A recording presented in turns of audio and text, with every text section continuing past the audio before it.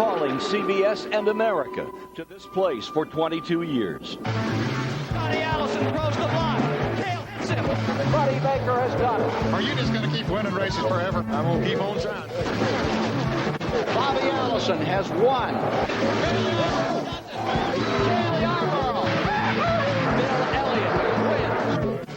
Something is amiss on Earnhardt's car. He blowed her up. Bill Elliott. It's one of the most violent accidents we've ever seen. Thank God! Barrett Cope's first victory. And there's trouble off the turn, too. Stevie Allison is going to win. Dale is going to win the Daytona 500. Sterling Marlin. And here he comes for the second time. The most anticipated moment. We've won it, we've won it, we've won. Jeff Gordon will win it. Who will it be this year? Reigning Winston Cup champion Dale Jarrett. He's on the pole. Not a bad place to be. Defending Daytona champion Gordon. A new crew. No excuses. The Intimidator, Earnhardt. The Dominator, maybe someday. For now, it's Dale Earnhardt Jr. Stock car racing's greatest day, the Daytona 500.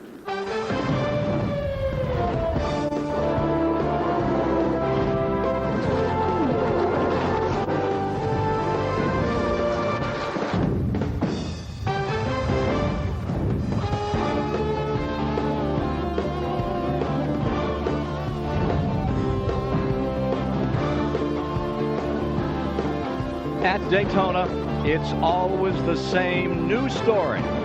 Record crowds gathering. Record purse, over $9 million this year at stake. And always that same old electricity is creeping through the sold-out grandstands in the infield for the 42nd running of this, the great American race. On pit road, the drivers are ready. The two-time champion, Bill Elliott, starting third, looking good. And Mark Martin feeling good for the first time in many years. Darrell Waltrip, the '89 champion, he'll start dead last. And Ricky Rudd makes his 23rd effort from outside of the front row to win this race. The major story, Dale Jarrett, his car being repaired from that incident yesterday. The question now, will this impede his effort to win a third Daytona 500? Let's join Dick Berggren from Speedway Illustrated Magazine with the 93 and 96 champion. Thanks, Ken. In the days leading up to this Daytona 500, Dale Jarrett has been the favorite. He won the pole. He has been consistently among the fastest in all the qualifying practice sessions. But that crash yesterday was a big one. Your crew said it was a huge thrash. Is this thing ready to go? I hope. They tell me it is. Just thank you to all the guys. They've done just a great job of repairing this car. It was unfortunate. You know, we were out there on our last run. Something happened in front of us. We slowed down and got caught up in some things. But they did a great job. Todd me assures that everything's going to be all right. And we'd like to say hello to Jeffrey Bodine. Jeff, we're thinking about you, man. Best wishes to you, and look forward to seeing you out here soon. Good luck at the 500. Terrell Shaheen.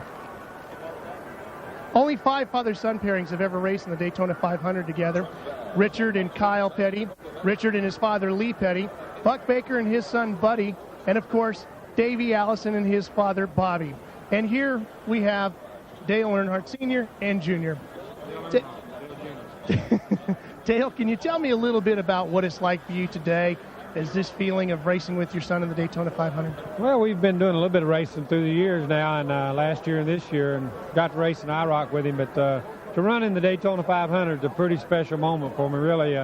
My first Daytona 500 was so awesome, it was just overwhelming. But now, again, him being in it for his first time and me being in it with him, that's pretty awesome day too. So we're going to hopefully race some together. Maybe we can help each other win. One of us win. So that would be a really nice touch to the day. Dale Jr., I'm sure as a father and son, you two have shared a lot of great moments together. What does this mean to you today? Well, I mean, I'm pretty excited, just to say the least. I was so worried about making the race or just having a spot in the race, and we did way beyond my expectations. We're starting 8th, and Yeah, I'm just looking forward to it. Hope we have a good day. 500 miles is a long ways, and we're going to try to stick around there to the end. To Bill Stevens.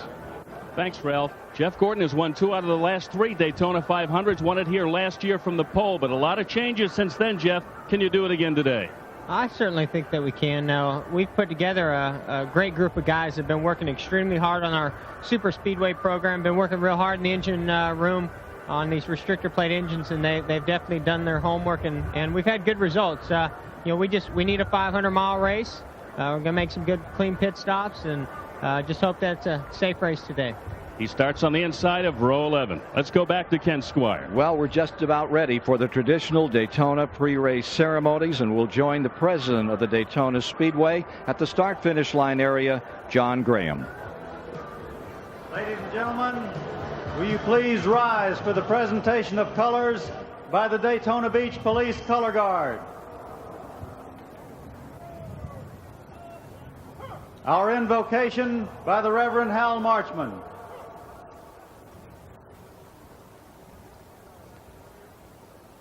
Let us pray. Almighty God, we thank you for this beautiful setting today with the many fans and all of the competitors. And we thank you for your eternal spirit that abides in our hearts, and help us to be still and know that you're God, and help us to remember that we are your children. So may your blessings abide with us this day. Shalom and amen. And now, to honor America, from the trumpet of Jesse McGuire, the Star-Spangled Banner.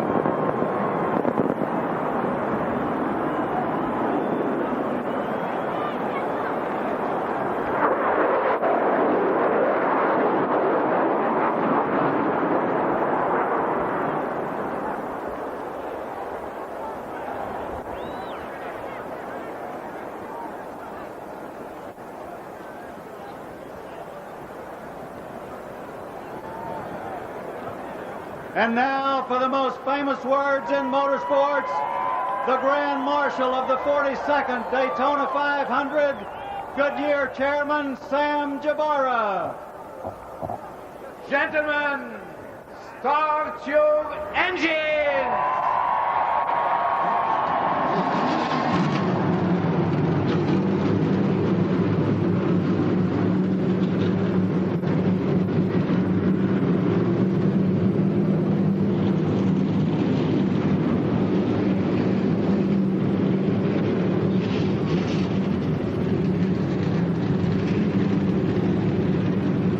And a good day, everyone. Ken Squire here, and welcome to CBS coverage of the 42nd running of the Daytona 500.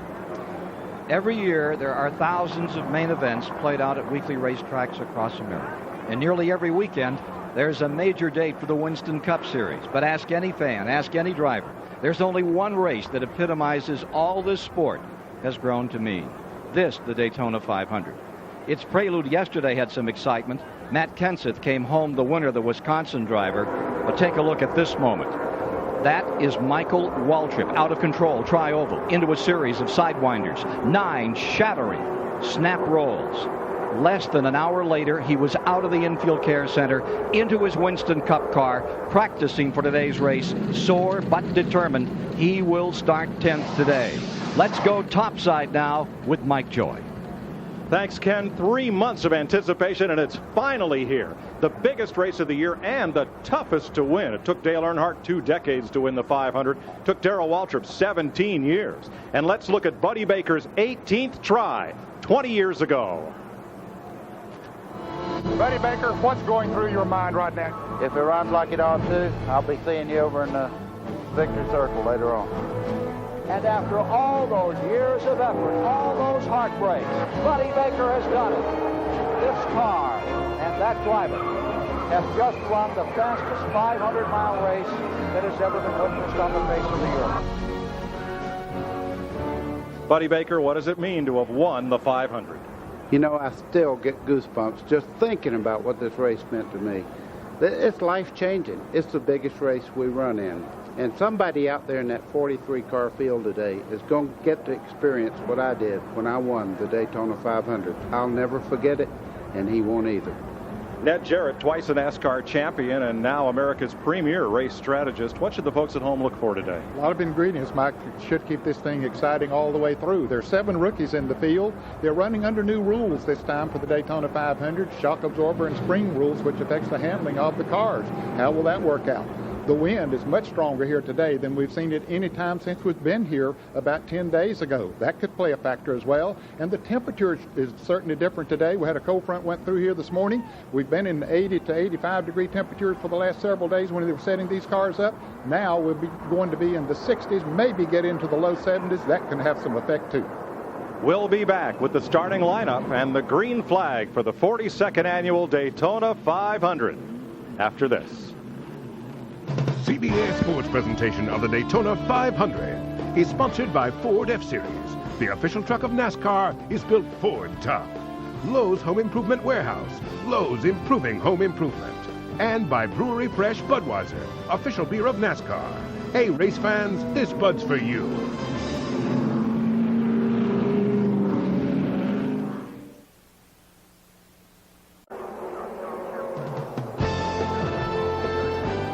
Welcome back to the Daytona 500, part of Speed Weeks 2000 at Daytona, presented by Fritos. As Ned mentioned, a cold front came through here this morning. Yesterday we had mid-80-degree temperatures in Daytona Beach. Today, the temperature will not hit 60. High humidity and the wind has shifted. It now comes from the north, and it's a stiff breeze out there for today's Daytona 500. Let's have a look at the starting lineup. Dale Jarrett, 2 times a Daytona 500 champion, and his Robert Yates teammate Ricky Rudd share the front row. Row 2, 2-time winner Bill Elliott, and Mike Skinner, 4th here last year. Rusty Wallace makes his 18th try to win the 500. Ward Burton, 8th in 97. Tony Stewart started on the front row last season, and Dale Earnhardt Jr., could he be Rookie of the Year? Row 5, Mark Martin, 15 tries to win it. Michael Waltrip, 5th last year. Jeff Gordon has won 2 of the last 3 500. Derek Cope, the winner in 1990. Bobby Labonte, a close second 2 years ago to Earnhardt, and Jeff Burton in his 7th 500. IndyCar star Scott Pruitt makes his Winston Cup debut, and Joe Nemechek's in the 500 for the 6th time. Former IndyCar racer Robbie Gordon in his 3rd 500, and Kenny Irwin, 3rd last year. Jeremy Mayfield ran 3rd here 2 years ago, and Jerry Nadeau joins the Hendrick team. Dale Earnhardt, it took him 20 years, but he won it in 98. And Jimmy Spencer in his 9th 500 start. Ken Schrader, the runner-up in 89, and yesterday's winner, Matt Kenseth, in the Busch race.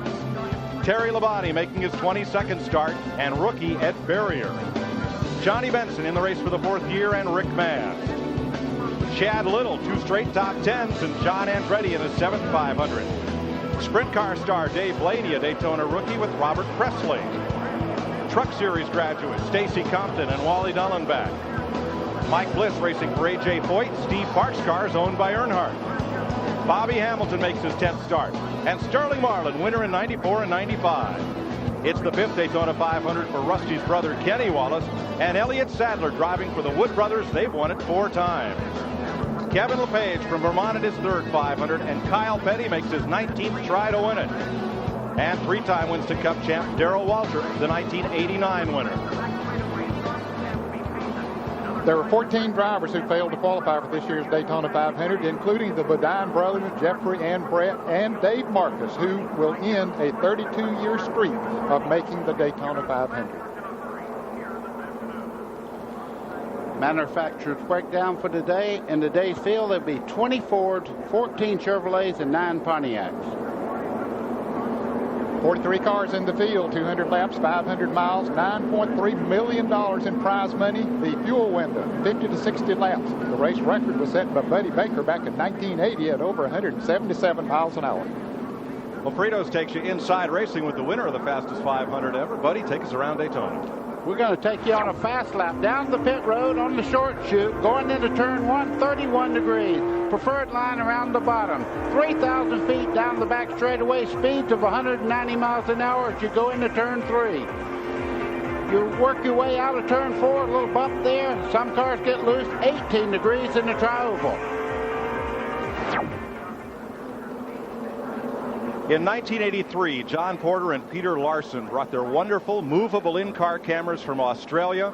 They've been with us on CBS ever since, and today we have 11 of them. Dale Jarrett from the pole, the Ford Credit Quality Service Cam in his Yates Racing Ford. And right alongside, we'll have Ricky Rudd, the Texaco Haviland camera in his Yates Racing Ford. We'll also ride with Mike Skinner, the Lowe's cam, on board his Childress Chevrolet, going off from 4th position. And Tony Stewart, last year's Rookie of the Year, the Home Depot cam, rides in his Joe Gibbs Pontiac, starting 7th. Next to him, Dale Earnhardt Jr., the Bud cam, is in his Earnhardt Chevrolet, starting 8th. Back in the 5th row, the Nation's Rent cam is on board Michael Waltrip's Matei Motorsports Chevrolet, starting 10th. Here's the defending champion of the 500, Jeff Gordon. His Hendrick Chevrolet goes from 11th today. And Bobby Labonte, the Circuit City camera, is on board his Joe Gibbs Pontiac. Labonte starts 13th. Right next to him, the Exide Batteries cam in Jeff Burton's Roush Racing Ford. And Dale Earnhardt, the 1998 winner, starting 21st. His Childress Racing Chevrolet inside the 11th row. And we'll ride with one of the rookies. The Conseco cam is on board the A.J. Foyt Pontiac, driven by former USAC star and Truck Series standout Mike Bliss.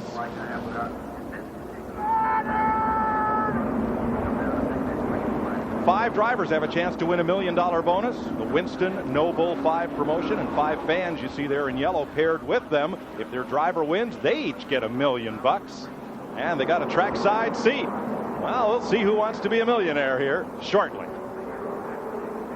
Well, they'll be cheering their drivers on. The Oreca Dodge Viper team won the 24 Hours 2 weeks ago. Last weekend, Robert Huffman, the Dash winner. Dale Jarrett swept the Bud Shootout. And David Keith, the ARCA 200. Bill Elliott and Ricky Rudd, the qualifying race winners. Mike Wallace, the truck race winner. Dale Earnhardt won IROC, and Matt Kenseth yesterday, the Busch race. 8 drivers were signed up to run for Rookie of the Year honors this year. Jeff Fuller did not make the field for the Daytona 500. The other 7 did. How tough this race is to win. 7 drivers have been here 12 or more times trying to win it. Jackie Joyner Kersey with her husband Bob, a NASCAR car owner this season, will wave the green flag to start the Great American Race. The 42nd annual Daytona 500 is underway.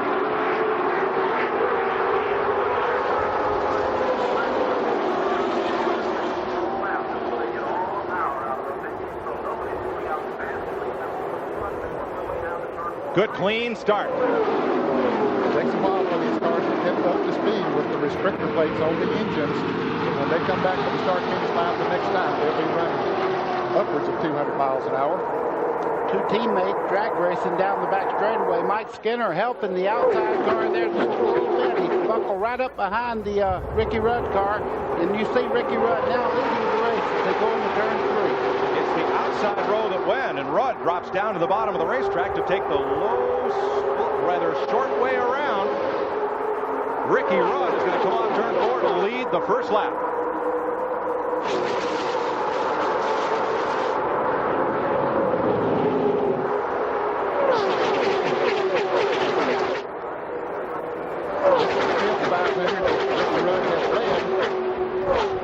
And Ned, he's not getting away. That pack is pulled right to him. Yeah, it doesn't take long once they get the speed up to the 190, 200 mile an hour, then the drafting comes into effect, so buddy, they can draft right up. Exactly right, and you can see Ricky Rudd dropping to the inside, trying to help Mike Skinner since he helped him on the first lap. Just for a second, Mike Skinner says, "Thank you, I'd like to have that myself." That's no help. Mike Skinner wants the lead. Former champion NASCAR's Craftsman Truck Series. Here comes Skinner off the low side, but Rudd has the momentum on the outside, and the second lap is led by Skinner. Well, we were wondering if they were going to race, and then we've heard the whole race week here. Ford has the edge. Well, right now, Chevrolet and Ford are battling side by side through the corner. Skinner's crew chief Larry McReynolds told me this morning, we have been working on this car all week long, and we think we're there. We think we can run with the Fords today. Skinner, 31, that blue car on the inside is proving it right now. And you wait till that blue missile just behind Skinner there gets a little bit of help. Now, you talk about a car that's dominated Speedway, Dale Jarrett has. Let's ride with Mike Skinner. That's Ricky Rudd to his right as they fight for the lead off turn 4. Seesawing back and forth. It looks like Skinner will lead this lap. From Ricky Rudd, looking back, that yellow and black Pontiac of Ward Burton and clear sailing ahead. This looks like a 190-mile-an-hour pace lap. They are still 2 by 2 all the way back through 20 rows. Mike, I got to tell you, it may look like that, but if you're in these cars, they're jumping around a little bit. Earnhardt in the middle there, making moves towards the front. Earnhardt to 22nd position. That's Robbie Gordon, number 13, to his left. And just ahead, Jimmy Spencer. Bill Stevens. Mike, an anxious moment for Dale Earnhardt this morning. That car did not pass tech inspection. NASCAR wasn't happy with the repairs they made to the back of that car after that incident in happy hour yesterday. Kevin Hamlin and the guys got it back into the garage, recontoured the rear valence, and then they got the wave through. Here goes Dale Jarrett for the lead. 3 wide. Yes, and he has a very good drafting partner there. Bill Elliott has moved into second place. And here comes Rusty Wallace. 3 Fords break to the front of the field. 3 wide racing. Mike Skinner's caught in the middle in the blue, number 31. That middle lane has not been the place to be. The cars move around a lot, and you have to be very precise, and you hope nobody around you makes a move that makes you have to jerk the steering wheel. It's a pretty dangerous thing to run 3 wide here. Upper left of your screen, those red boxes indicate a driver who's lost a position or more on the last lap. Those green boxes are drivers that have moved up 1 or more spots. 3 abreast to turn 1. Michael Waltrip slip up in there. Grabbed a couple of spots in the front straightaway. And here's Skinner trying to find a way to either the top or bottom lane. He's got room to slip in there. Oh, I'm glad he didn't do it. I'm glad we're not his spotter. Yeah, that hole didn't stay open long, did it? Let's go to pit road. Dick Berggren. Dale Jarrett's crew did a Herculean job getting that race car ready to run today, Mike. They worked as late as they could last night. About 10 o'clock, they finally got thrown out of the garage. They were back in here again at 6 this morning. The team flew in 3 body specialists to try to get it right. Here at Daytona, aerodynamics is everything. They had their own special templates built to try and make sure that if something like this happened, they could figure the front end of the race car. Looks like they've done a great job of it. Jarrett leads. It's the 5th Daytona 500. He has led. He has won it twice. Bill Elliott, winner of the qualifying race Thursday. He's won the 500 before, and he's positioned in second place. And Rusty Wallace trying to win it for the first time in third. There's one reversal in that first race that we had for the 100 125, it was just reversed. Bill Elliott led every lap. Jarrett got by him in this race, and they finished 1, 2, 3. Rusty Wallace bringing up third. Fast forward to the front of that field. Ricky Rudd led them home in the second Gatorade 125. Rudd has dropped back in the field. He just simply can't seem the inside line is the one that's moving the best, and he's been up on the outside there, and he just can't get any momentum going.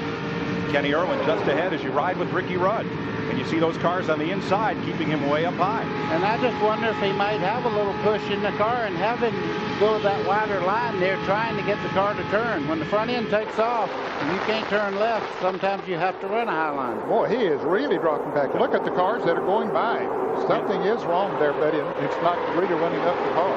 In behind Derek Cope, the 1990 winner in car 15. There is Rudd. You see him continuing to slip back in this field. What's the story, Dick? Well, the radio is quiet. Rudd hasn't said anything to his crew at all. The crew is simply telling him, be patient. Spotters telling him clear high, clear low. That's all they've said so far to Ralph. Rusty Wallace yesterday cut his practice time short by 20 minutes. Normally, Rusty is begging for more time. He climbed out of the car, gathered his crew around, and said, boys, this is the best race car we've ever had here. Let's go win the Daytona 500 tomorrow. On that outside line, Ralph, Derek Cope leads them around number 15. Has a surprisingly strong run Thursday in his qualifying race. But here at the front of the pack, Jarrett, Elliott, Rusty Wallace, Michael Waltrip. Let's ride with Jeff Gordon, defending champion of this race. Well, you see they're running right now right around the yellow line through the corners. That's the low line. You can see getting past there by Jeff Burton on the outside in the 99, but as they go through the tri-oval, the low line is a little bit quicker through there. Pulling the train around Daytona, Dale Jarrett. All 43 cars are still running right together within 4 seconds of each other. Jerry Nadeau started 20th. He's up to 9th. Great run in the early going for the former road racer. And you see the pack trying to sort out single file. Not an easy task. This is no flock of geese here. Not at all. And a few unfamiliar paint jobs there. You see the green car back there. That's Kenny Irwin Jr. He started way back in the field. He drove the 28 car last year, raced that car up to third, and he's on a run right now. He's caught the front group, and he's really running quite well around the racetrack. Irwin is up to 5th. Look at Skinner right down, way down on the bottom of the racetrack on Irwin. Similar to the move that Jeff Gordon made last year, which put him in position to win the Daytona 500. And he kicked Irwin up high. Dale Earnhardt Jr., that red number 8. Boy, I tell you what, I talked with him in the garage, Jerry, and you talk about a kid that has his head right. I talked to him, I said, you might be the first rookie that has a legitimate chance to win the Daytona 500. He looked at me and he said, don't ever say that to me again. Put the pressure right on him. I did. Here's Jerry Nadeau, 25, middle of your screen. He started in 20th position. He's moved up well into the top 10. Nadeau came by last time in 9th place as they jockey right in mid-pack. Nadeau now in 7th. That was Ward Burton stuck in the middle in the Bill Davis 22. Dropped a couple of spots. We're 11 laps in under the green flag in the 42nd annual Daytona 500 on CBS. We'll be right back.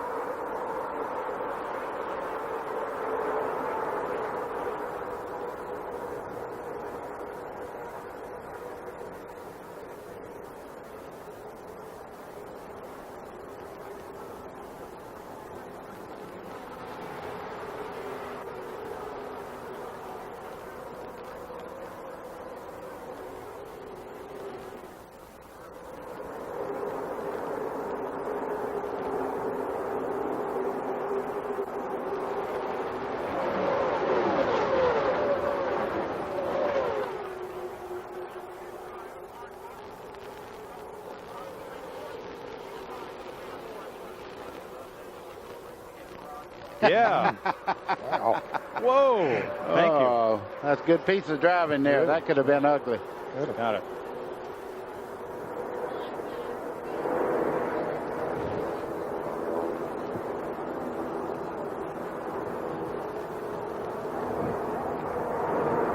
Welcome back to the Daytona 500. 14 laps complete, all of them under green. And let's show you how Ward Burton got shuffled from the top 5 back to 14. Top of your screen, number 22. That's Burton, the yellow and black car.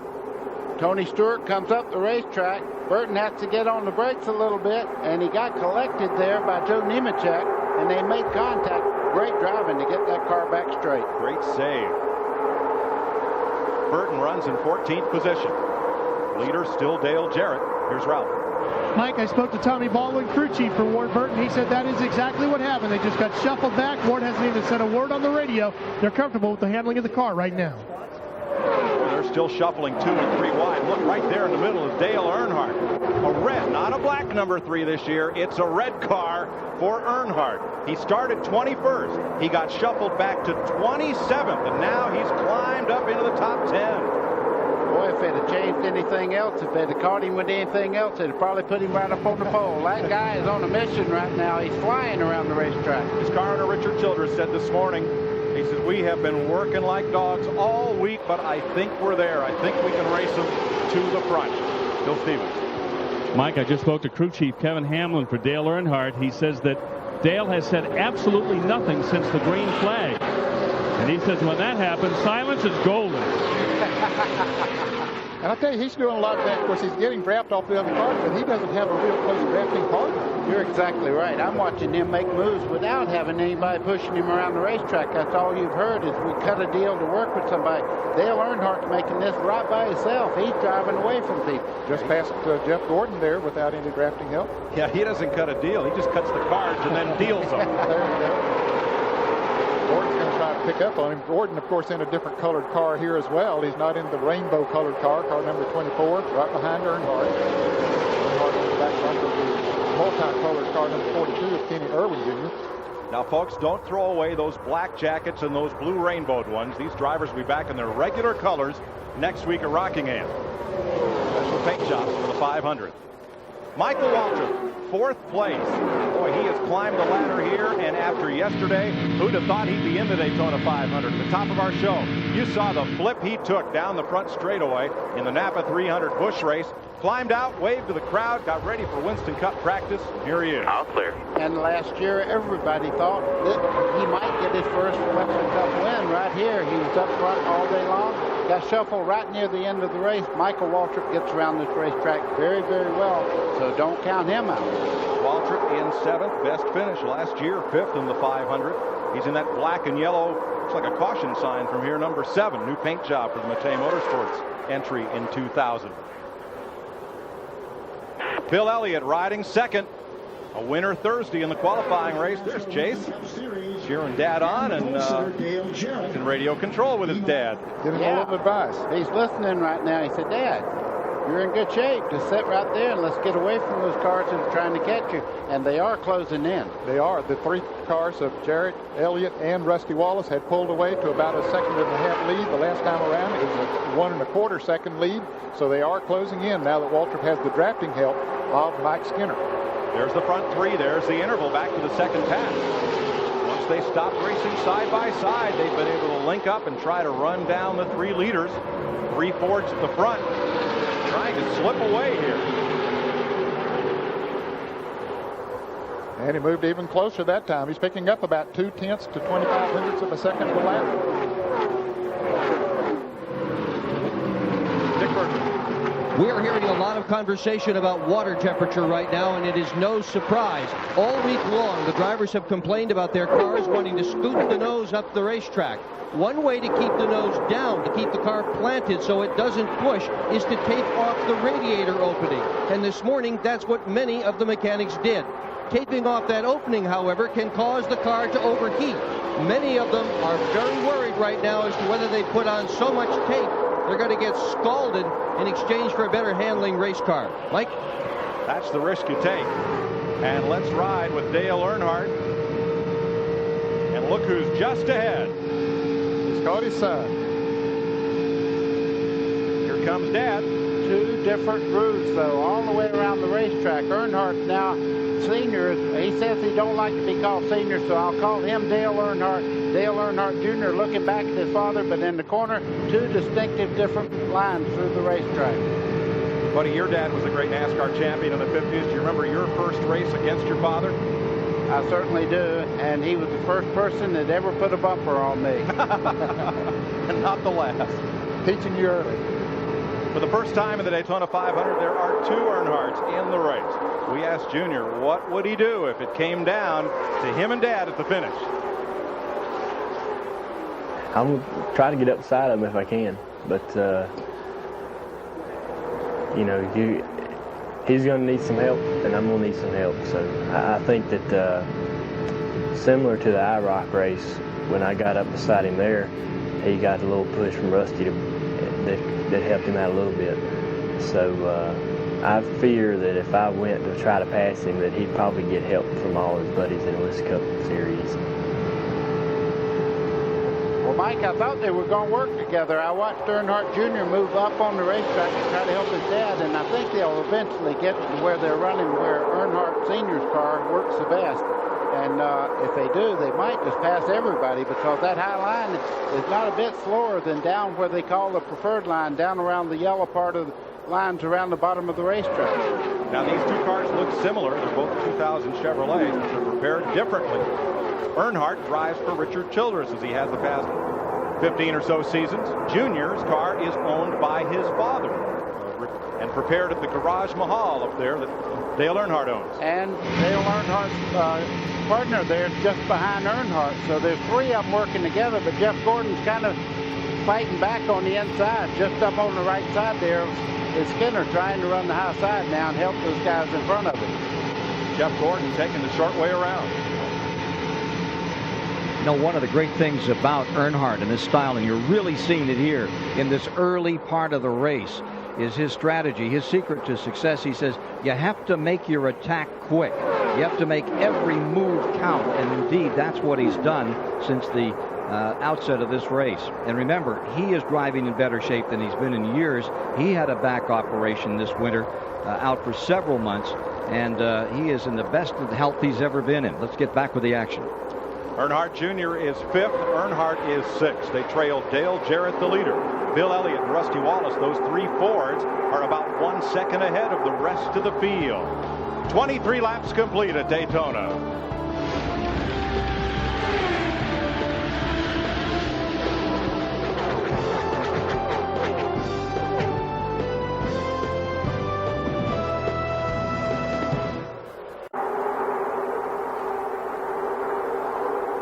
.26 laps complete in the Daytona 500, showing you the gap from first, second, and third back to the pack as the Goodyear blimp Stars and Stripes. Based in Pompano Beach, Goodyear is the exclusive tire supplier to the NASCAR Winston Cup Series. Dale Jarrett, Bill Elliott, and Rusty Wallace, the front three. Look at this battle. Kenny Irwin at 10th place, and Jeff Gordon just moving past him. Jeff Burton, 99, is there right alongside his brother Ward in 22. Tony Stewart and Jerry Nadeau part of that battle as we go back up front. Mike, you see they're kind of layering themselves down the back straightaway there. Everybody is not tucked up like you should be to break away. Right now they're cooling these cars by changing the way they run on the racetrack to get fresh air in the nose of the cars. Let's go to Ralph Shaheen. Mike, this is a nose off one of the 2000 Chevy Monte Carlos. Now, they're having a little problem with these. Normally, you have these two air ducts here to suck air into the engine to help cool that engine down, as Dick Berger was talking about. Well, the Monte Carlos are having a problem with this upper grill here. The airflow seems to be going right up and over it. They're finding the rubber that gets kicked off the other cars building up here and here, not in through here. So they're really having trouble cooling the engine down. Now, what they had talked about before as far as putting the tape on, you can see they would do something like this, yank that tape off, and try to get more air in there to change the airflow and change how that car handles. Dick? Earnhardt Jr. has just lost several positions on the racetrack. They had called him on the radio and asked him to run with his dad, but he couldn't do it. The car is pushing. Nose is just sliding right up the racetrack. He's lost several spots as a result. Mike? You ride with Earnhardt Jr., the Busch Series champion, and the reason he's picked up that push is look at the flag in the center of the infield. It is blowing straight toward turns 1 and 2, and that's where Dale Jr. says that push is the worst, as the wind hits the car and the car goes into that bank. Yeah, and one other thing too, when you have that problem, you turn left, the car wants to go right, and it just starts to go up the racetrack, and the only way to stop it from pushing right into the wall is to ease out of the throttle. With a restrictor plate, it takes you another corner to get back up to speed. And buddy, if you're going to have wind here at Daytona, you would rather that it be opposite of what we're seeing here today, right? You'd rather have the tailwind going down into turn 3 as opposed to turn 1. Exactly right, because you have a different configuration down in the far end. 3 and 4 is quite a different corner than 1 and 2. You're riding with Michael Waltrip, and those 3 little specks out front are the 3 leaders. Here's our Fritos onboard telemetry. Wow, 191 miles an hour down the straightaway approaching turn 1. You see it bouncing back and forth there, and he's getting passed right now by Dale Earnhardt and several other cars. They're working together. We have a report that Jeff Gordon might be some smoke coming from his Chevrolet.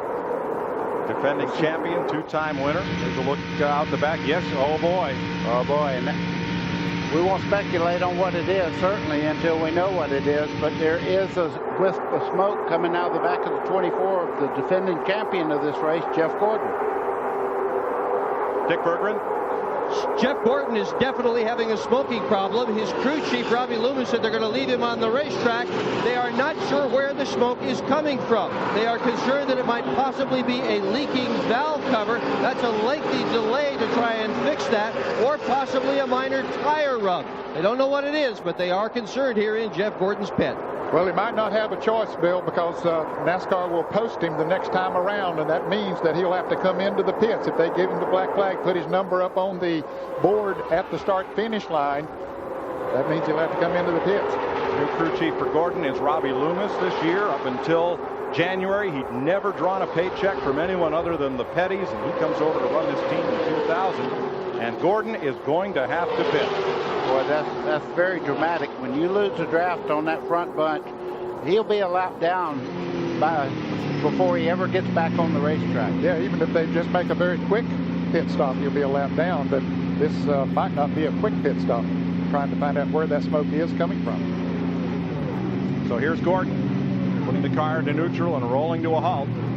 Dick Berggren. He is on pit road right now. They're going to start with tires, but it appears that there is some smoke coming from under the hood area of the race car as he keeps the engine at relatively high RPM. So far, changing tires is all they're going to do to it. No effort so far to open the hood. The NASCAR inspector says no, no, no. They're not going to let him go. They're going to, caution is out for oil on the racetrack. Dale Jarrett leads them to the caution flag as we complete 33 laps of the Daytona 500. Bill Elliott, Rusty Wallace, Dale Earnhardt, and Mike Skinner. And this caution will be a break for Gordon as his team goes under the hood. And for the guys that are out there that are having a little handling problems, now they can adjust on the cars and try to get them balanced where they can really get into the fight here. 3 cars have broken away, but it's a whole new ball game now. And of course, the break for Jeff Gordon is the fact that he won't lose as much time, as many laps in the pits as he would have under green flag conditions. This is the biggest race of the year, but it's the start of the Winston Cup Championship season. And one of the things that kept Gordon from the championship last year, 7 races in which he did not finish. That equaled the number of races he won and kept him out of the point tally. They're going to put him behind the wall and have to work on it. Well, that is a tough break for the defending champion of this race. The rules provide that if your car needs extensive work, you're not allowed to keep it out in your pit stall on pit road. You have to take it to a position of safety back behind the wall. Dick is there. They are pushing the car behind the wall. We just heard over the radio horrible words, rear main seal. That is not something that they can fix here on pit road. There's oil all over this engine. Jeff Gordon will not win this year's Daytona 500. Mike? And Jeff Gordon's car sits 3 feet from victory lane. That may be as close as it gets to that hallowed ground today. Yeah, and that's at the back of the oil pan on the race car itself. And when that starts leaking, it's really, really hard to stop it from leaking. And you're only allowed to fix that car one time. When he goes back out there, if it's not fixed, he goes to the garage. So caution is out for the first time today, and pit road is open. Looks like every driver will take this opportunity to come in, top off the tank with racing fuel, and get fresh tires. Top to bottom, left side of your screen, the leader, second and third place cars. Ralph? Mike, the preseason for these pit crews was just a 2-tire change during the shootout. This is their first live action with a full pit stop. Dale Jarrett is very happy with the handling of his car. He's going to make a 1-pound air adjustment to the right front. 4 tires of fuel for him. That's all he's going to take. Dick Berggren? Bill Elliott with a whole brand new pit crew. All these guys do is change tires and put fuel in this race car. They have been practicing all week. To Bill Elliott, to Bill Stevens. Just a moment ago on the radio, Dale Earnhardt told his crew, I want a good solid pit stop. 4 tires, 2 cans of fuel. They'll be happy with that one. Dale Jarrett leads them out. As pit stops continue here. All of the cars that are on the speedway, exception of Hermie Sadler, Ed Berry, or Kenny Wallace, rather all the cars are on the lead lap. Jeff Gordon will go a lap down as they come by, and his car sits behind the wall. Jeff Gordon was trying, after the tire change and the look underneath, to leave pit road, and the man in the red jacket is the NASCAR official. He is waving caution is out. That is the signal, and he's saying you cannot go, you've got to make that repair, you can't leave. So we're under the first caution of the day, and a 2-time winner and defending champion of this race is already sidelined. There he is, Jeff Gordon.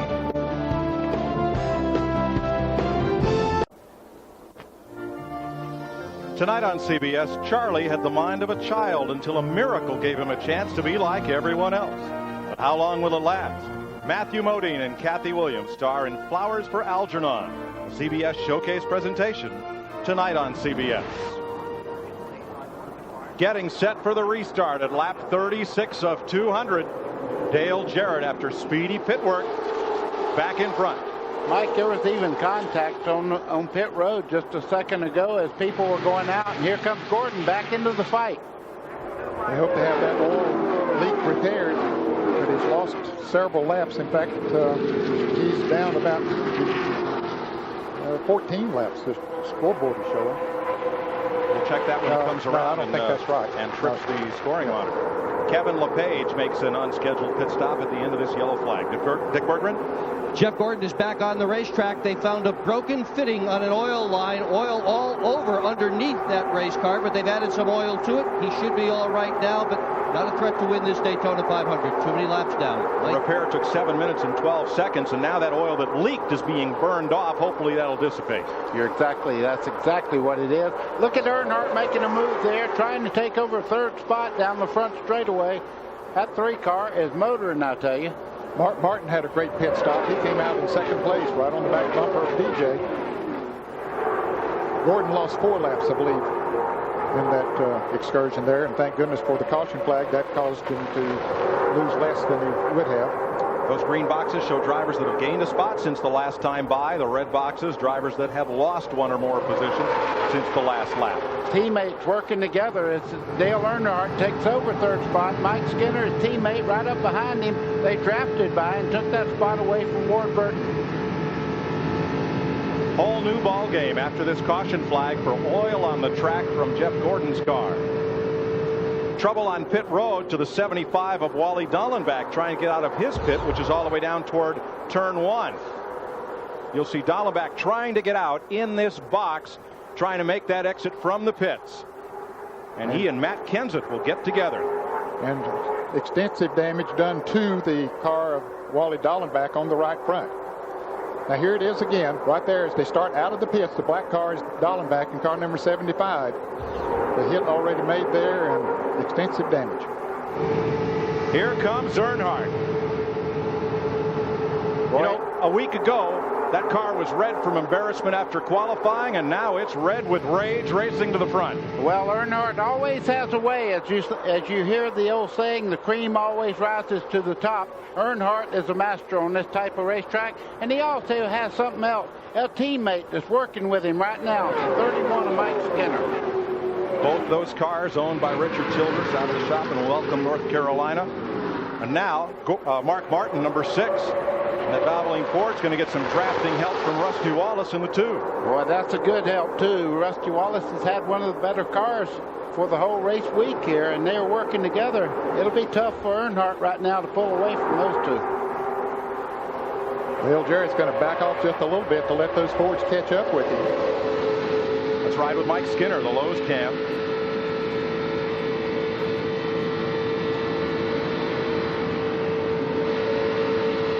You could hear Mike Skinner have to get out of the throttle. He got the draft and moved up on Earnhardt. He had to feather out the throttle just a little bit to keep the draft like they had needed to really get maximum speed down the straightaways.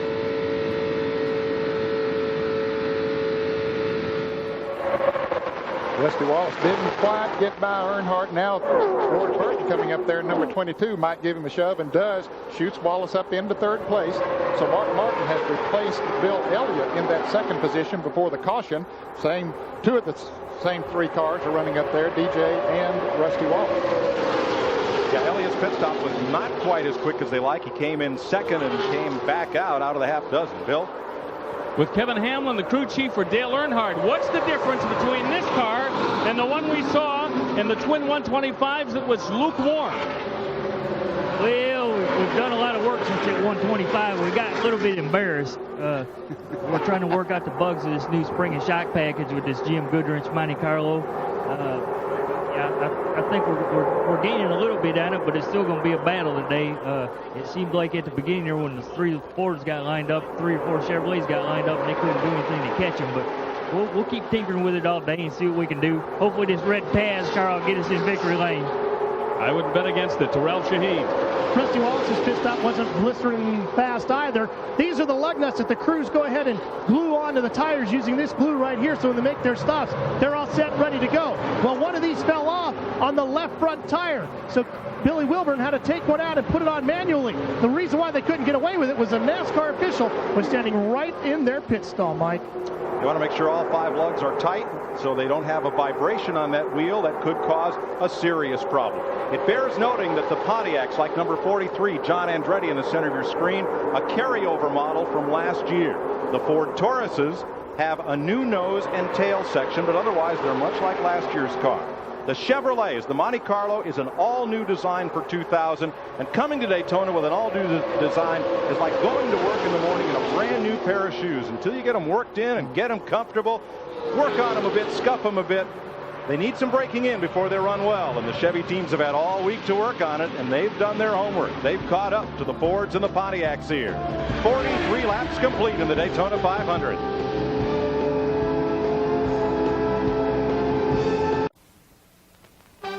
This CBS Sports Race Summary is sponsored by Nextel. How business gets done.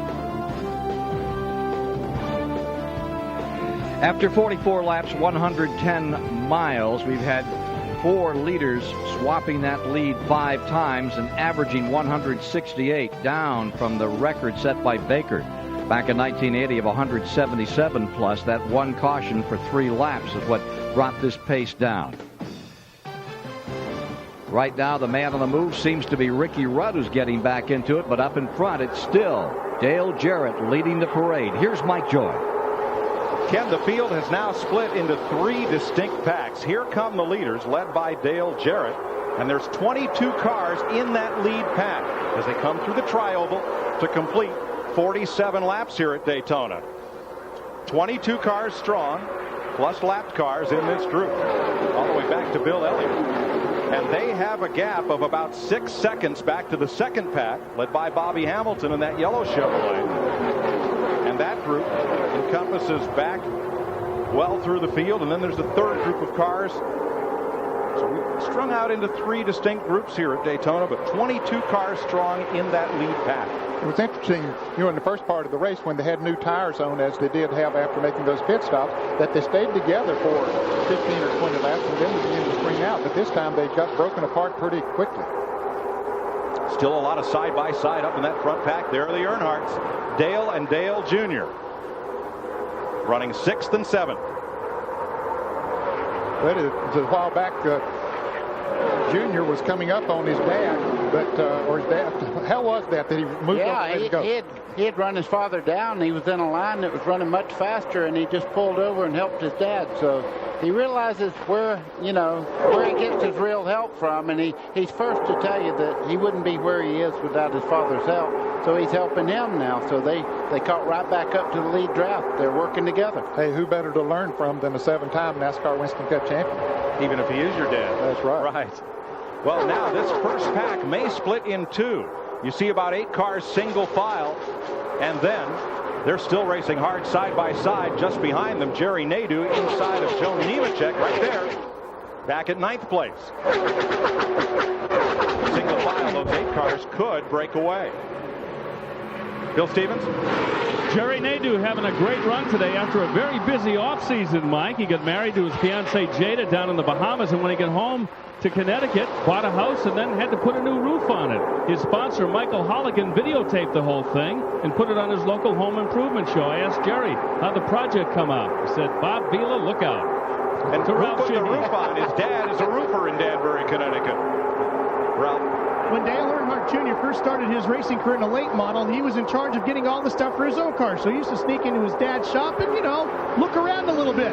Then crew chief Tony Urey Sr. got mad at Jr. one day for taking a roll of duct tape. I said, is that all he took, Tony? He said, well, I don't know. His car ran pretty good back then. He was lifting a lot of parts out of the back of the shop, Mike. Dick Berggren? But Bill Elliott is having a bit of a problem right now. He has drifted way back in the pack, and the problem is that he overheated early on, had to back out of it in order to let his engine cool off. Crew said that it ought to be okay later on in the day. They can pull tape off the grill, give him a little bit more air. They say they just need a good pit stop, and they'll be back in this thing, Mike. Elliott came into the pits running second, came out in 6th, but now he has tumbled back to 22nd place. And what can happen there, if it actually starts to boil the water out, you lose water and it just gets hotter and hotter. And Bill's one of those guys that watches the gauges, and he's probably doing what he needs to do just to cool the motor back down and wait till he can put some water in it. That's what he's doing. He has purposely, I believe, just moved to the back of the pack there, buddy, so that he can move the car in and out and get him some fresh air as he's doing there right now. Nothing right directly in front of him, so that will get cooler air in there, and he's still able to keep up with that lead draft. Oh, bookmark this one. These 2 cars, number 10, Johnny Benson, number 26, Jimmy Spencer. When they came through the tri-oval, Benson slid right up the racetrack in front of Spencer by inches. Spencer never forgets. I mean, it was a bold move by Benson. Jimmy's hanging on to him for right now, but we'll see what happens. Well, Johnny Benson has had a fast race car. That Pontiac has really run good, and so if he can pull Spencer back up through the pack there, he might forgive him. I just figured to say, cutting him off is kind of like reaching and getting a bone away from the pit bull. Benson in that number 10 Pontiac, new ride for him this year. He runs there against John Andretti. Back at the front of the field, Dale Jarrett's Ford is your leader. Mark Martin in second. In third, Rusty Wallace. 3 Fords leading the Pontiac of Ward Burton and Tony Stewart, and the Chevrolets of Don't Call Me Senior Dale Earnhardt and his son in 7th. Nemechek, Rudd, and Bobby Labonte fill the top 10. We've completed 52 laps, 53 this time by 200 laps. Make up the 500 miles here at Daytona.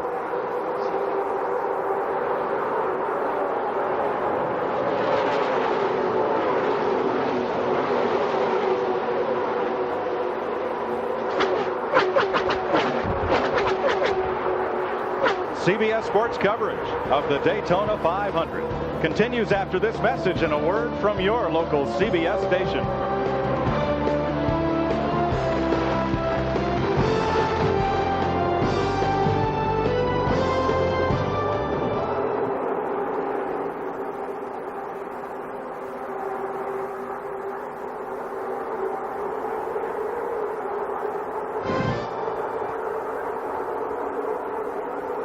CBS Sports presentation of the Daytona 500 is sponsored by Route 66. Jeans, clothes. It's not Main Street. Only at Kmart. Nextel, how business gets done. And by Haviland. Add more life to your car.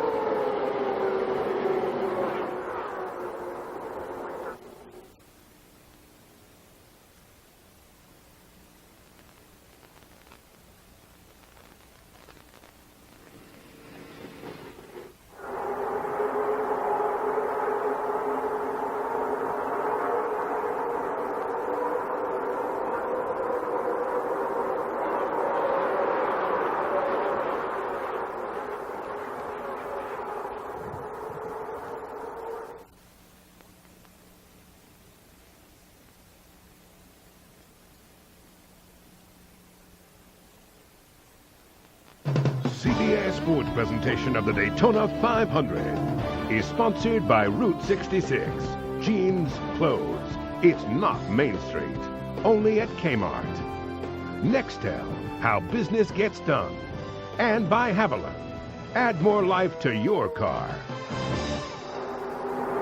56 laps complete. Dale Jarrett in command. He began the day 33rd on the all-time Daytona 500 lap leader list. And already today he's climbed past such greats as Leroy Yarborough, Marvin Patch, Bobby Isaac, and Benny Parsons. Numbers of laps led here at Daytona in the 500. Mark Martin in second. In that Jack Roush Ford, spent all of last year playing in pain. Martin has never won the 500, and he had horrible back pain throughout the entire 1999 season. He had a fusion, a spinal fusion over the winter, an operation that puts most people flat on their back, immobile, for 4 months or more. And yet Martin was here for the first day of practice in Daytona with a spring in his step and ready to go racing and feeling great. He says, "I'm a new man." And he told me, I asked him about it, and he said, I didn't know how bad I was hurt until I got fixed. He said, I'm like a new person. I'm like I'm 10 years younger. He said, I can't believe the way I feel. You know, he made the public statement that he didn't feel that it had hurt his performance on the racetrack. I told him first day we got down here and said, Mark, I believe that you'll find out that it was hurting you more than you realize. And he said, I hope you're right. He's showing you here today that he's in great shape. And the other thing that we all remember is him hitting the wall here in turn 2 and really hurting himself after he already had a back injury. That was in the Pepsi 400 last year. A good look at Jeff Burton, 99, from the bumper cam of Dale Earnhardt Jr. And here comes Bobby Labonte. Dale Earnhardt Jr. is not up to speed like he was just a second ago. They're passing by him right now. Bobby Labonte coming. Just behind him, you see Waltrip there in the 7. Quite a few cars going right on by Dale Jr. Something's a little bit awry there. Jerry Nadeau went past that yellow car. New colors for Ken Schrader, driving a Pontiac this season. You know, we hadn't seen much of Bobby Labonte today. He started 13th, fell all the way back to 34th on the 8th lap. But now, last year's season runner-up is in the top 10. I got a feeling we'll see more and more of him as the day goes on, Mike. Everybody expected him to be the driver in the car to beat here for this Daytona 500, and I'm not so sure that that he won't show his hand as time goes by. I talked to Jimmy Maycar's crew chief late yesterday evening, and he said that they had just been working on the car, trying to get it to where he could run around the track wide open, around other race cars, not have to lift at any time. And he said, I think we're pretty close. Well, it looks like he's doing pretty good right now. Mike, and somebody that's pretty much a favorite of anybody that's watched racing in the past couple of years, Tony Stewart sitting there in 5th place, that orange car, Rookie of the Year last year, doing a great job getting that experience. I talked to him earlier in the garage area, and he said, you know, I've only been in 4 plate motor races, and I don't have the experience, but I learn every time I go around the racetrack. And there is a difference in driving when we talk about restrictor plate tracks. They only run restrictor plates on the engines here at Daytona and at Talladega, reducing the horsepower by at least a couple hundred, and there is a difference in the driving, buddy. It is that. You have to keep it wide open all the way around the racetrack. You notice you never hear the RPMs go up or down. Watching from our Home Depot cam, on board, Tony Stewart, former IndyCar champ. And a little intramural bumping back and forth here in this pack. John Andretti. He's in the Richard Petty blue number 43.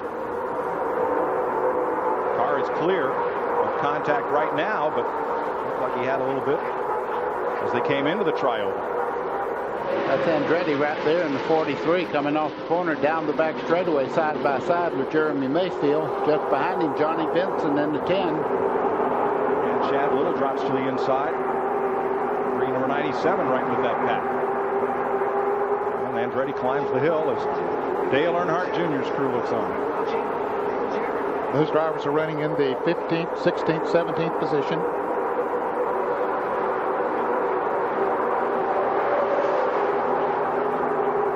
So it's 3 Fords, 2 Pontiacs sitting there, and Chevrolet's back there. It seems to be pretty close as far as competition. It has to do with handling, not the car. Now, early in the week, some of the Chevrolet drivers said that they had trouble when they were in the draft and not getting enough air coming right over the grill and the hood of the car.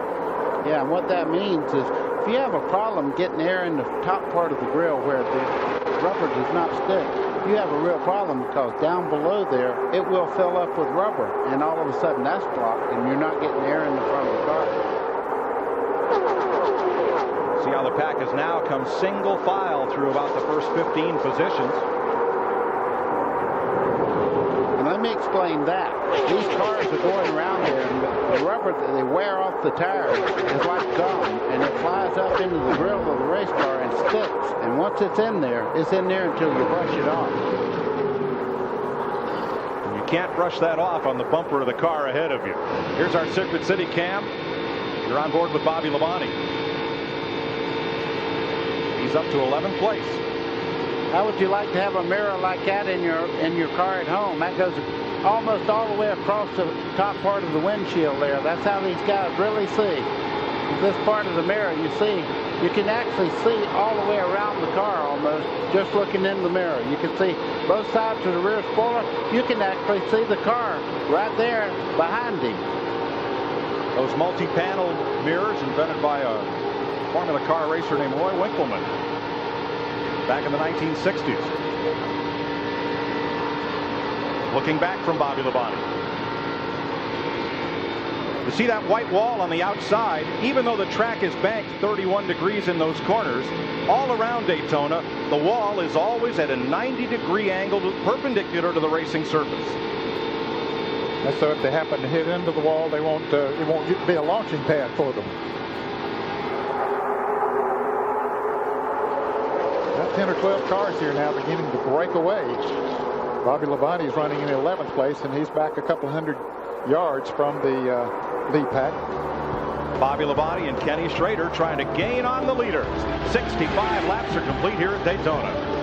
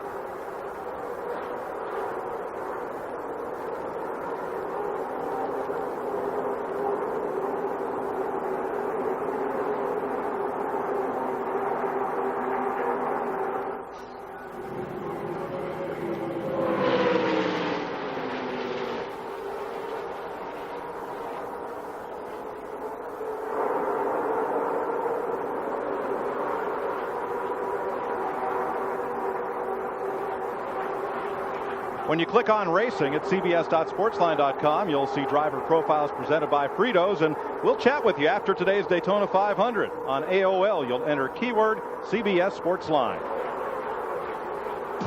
Next Saturday, CBS Sports is the home office of NCAA Hoops. It's a big triple header. Among the featured matchups, Mateen Cleaves and the Spartans face the Hoosiers, and Eric Barkley leads St. John's against the Blue Devils. Check your local listing. 68 laps completed the Daytona 500, and the lead draft is now 12 cars, plus Jeff Gordon, who is 5 laps off the pace. And they get side by side. Michael Waltrip up there out of turn number 4, working on Jerry Nadeau. And there's Joe Nemechek in 33.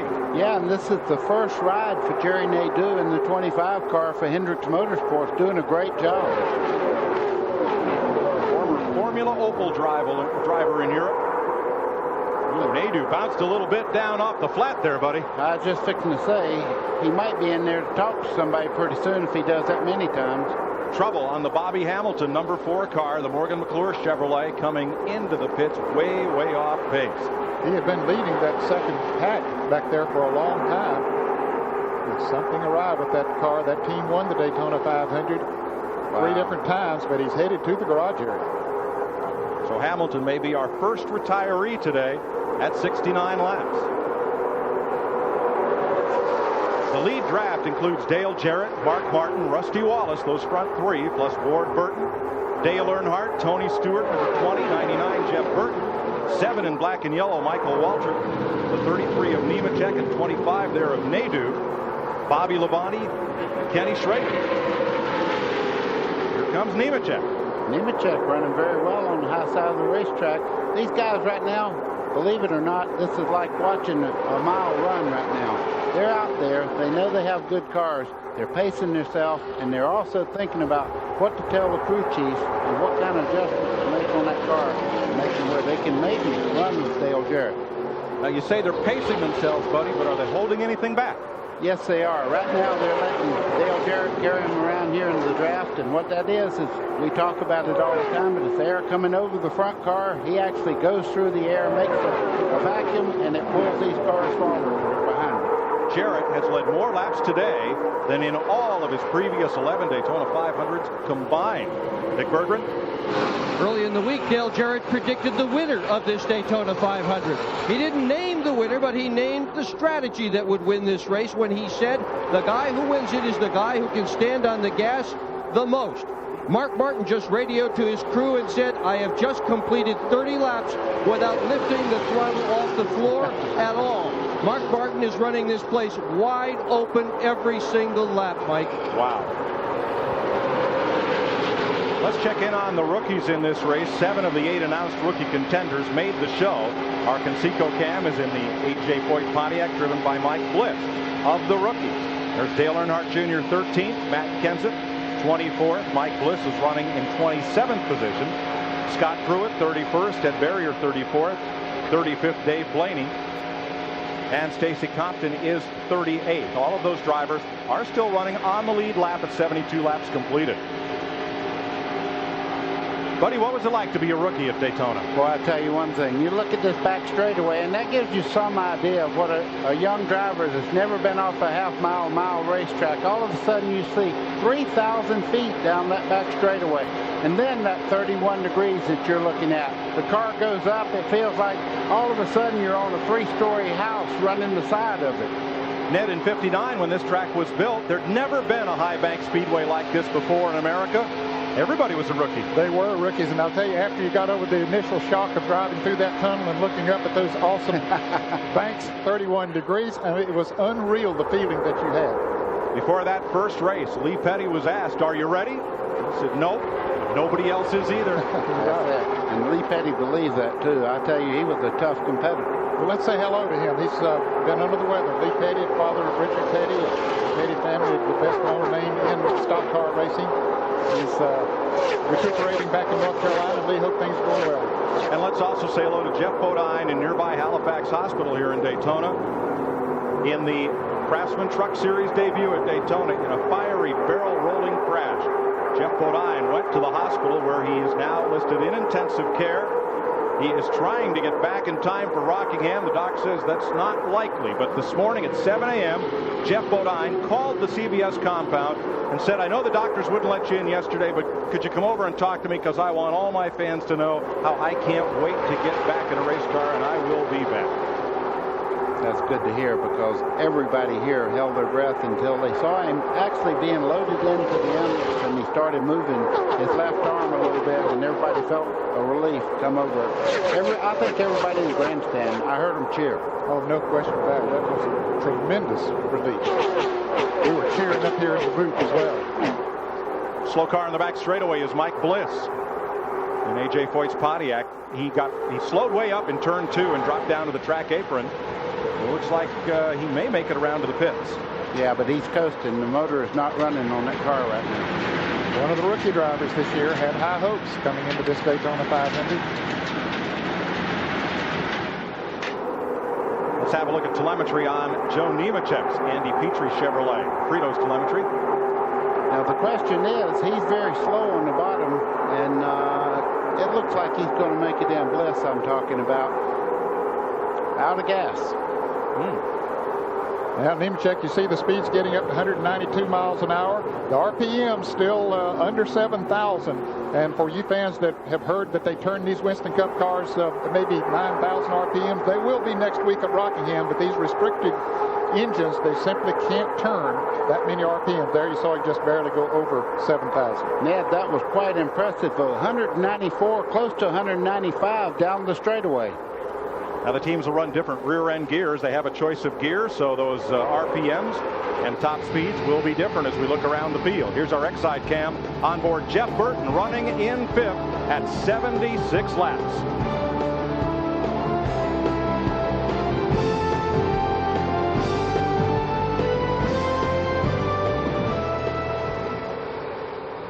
And the question.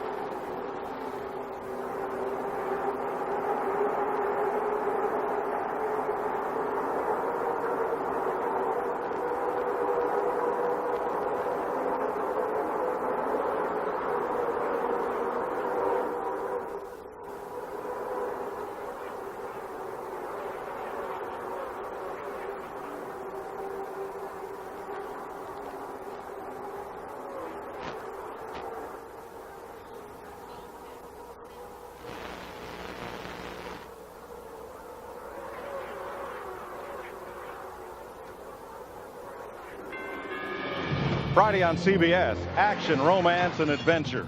TV Guide says now and again puts them all together and adds up to one of the smartest shows on TV. An all-new Now and Again, Friday on CBS. Mark Martin is off the pace. He's headed for the pit area right now. He dropped back on the back straightaway at a very unusual place coming out of turn 2. Dick? The problem is Mark just came over the radio and hollered simply, bad tire, bad tire. He has an equalized tire. They have told him check the brakes at the head of pit road. Remember, he hit one of his crew members last weekend. They've said slow it down, slow it down. Here he comes. This is a decidedly unscheduled pit stop. He would prefer to have come in with somebody to help him get going, someone to draft with when this pit stop ended. That did not happen. This will also put Mark Martin out of sequence. Unscheduled pit stop. 4 tires on. He's gone 17.2 seconds. And it'll put him a lap down too, Dick. He's coming out of the pits now as the leaders come off of turn 4. Until he gets his speed up, he'll be a lap down. Yeah, they'll catch him about the middle part of 1 and 2 down there. You see, you have to stay under that yellow line, and here comes the leaders at him right now as he goes into turn 1. They'll pass him somewhere in that corner, most likely. He has those fresh tires on, so he should be able to pick right up to them, and he might, of course, the others are going to have to stop too before too long, maybe in the next 8 to 10 laps or something, so it was said he will be out of sequence. There they go, just passing right on by. Mark Martin will be okay if all the rest of the leaders have to make pit stops under the green flag. So the caution flag would come out, he'd be trapped a lap down. Now, the Goodyear racing tires on these cars have a tire within the tire at a different air pressure. It's a safety interliner. Buddy did much of the testing when those were first developed. Exactly right, and what it means is the inside tire carries more pressure, and if it loses that seat on the rim itself, it puts that extra air out there, and that inside tire just wobbles around in there, and it'll just vibrate your teeth out. It's been 48 laps since the leaders have been on pit road. When this great speedway was built in 1959, there was nothing like it. Jimmy Thompson said, other tracks, other speedways have separated the men from the boys. This track will separate the brave from the weak after the boys have been sent home. I love it. Watch 33, the blue car, Nemechek. Coming up on Dale Earnhardt, car number 3. There's Nemechek in the blue car, and Earnhardt slips a little bit, and Nemechek gives him a little bit of a tap there. A little more than a tap. Bent the back bumper of Earnhardt's car. And look at the nose of Nemechek's, bent that in too. And aerodynamics are so important here. Dick Berggren? Well, they thought it was an equalized tire that brought Mark Martin in, but it was not. The tread has just come off this thing, and this is the first tire failure of any kind that we have seen here during Daytona Speed Weeks and all the practice and all the racing that we have had so far. Several crew members have come down here. Earnhardt Jr., Earnhardt Sr.'s people have both been down here to look at it. The Goodyear people have been here. No one seems to know why this tire failed on Mark Martin. I think I know. It looked like it had actually blistered, and when it happens, it's just like a blister, and underneath the outside casing there, and it builds up pressure, and it blows that part of the tire out. Several things can cause that, the least likely of which is a defective tire. But the teams, as they adjust on the 4 corners of this race car, can sometimes overload one corner, and the driver, by turning too much in the corner, can abuse that tire, overheat it, and cause it to blister. Well, it's just like you put your hand on sandpaper. Until you make it slide, it does not hurt. But then you start to slide your hand, and it builds friction. But you got to hand it to Mark Martin for getting that feel. When something went wrong, he knew it immediately, and he knew he didn't want to go into that next corner wide open. So that's just a mark of a fella that knows his race car and knows the feel of his race car. Now, he's on fresh tires. He may be able to get back on the lead lap before the leaders pit. He's coming toward the front of the pack. Ralph? Mike, we expect to see a lot of the leaders within the next 6, 7, 8 laps. Todd Perry is the crew chief for Dale Jarrett. The deal making has been going on down here on pit road. He's going to make his way down here to talk to us. I've seen you talk to a couple of different other crew chiefs. Have you made your deal for pit road yet? Yeah, just went down and talked to Robin, and we got a plan, and everything goes green here. We're going to stick with it. What are you going to do to the car? I'm going to free it up just a little bit. So we expect Dale Jarrett to pit with Rusty Wallace. Bill Stevens? Yeah, further down pit road, a little deal making. Richard Childress, team owner for Dale Earnhardt, and crew chief Kevin Hamlin just got a visit from some nice people from Michael Waltrip's team. Looks like they've made a deal, although Kevin told me, we just told them what we're going to do. They can do whatever they want. The Robin that Todd Parrott talked about is Robin Pemberton, crew chief for Rusty Wallace. Ward Burton will pit this time. Here he comes off the banking. So pit stops are beginning, and Burton, it looks like his Bill Davis Pontiac is coming in alone. Yes, it looks like he is. He was running in 3rd place. His brother Jeff Burton was right on his back bumper, but perhaps he saw the fuel pressure gauge go down a little bit and said, hey, I better get in here and get me some gas. That's just what happened, Ed. We just picked up on the scanner. Ralph is there. Mike, they go to work on the car. They go to the right side of the car first. That is where Tommy Wallace and Tommy Baldwin Jr., the crew chief, go to work on changing the tires. They come around to the left side. They go to work on that as well, getting all the gas into the car as they can.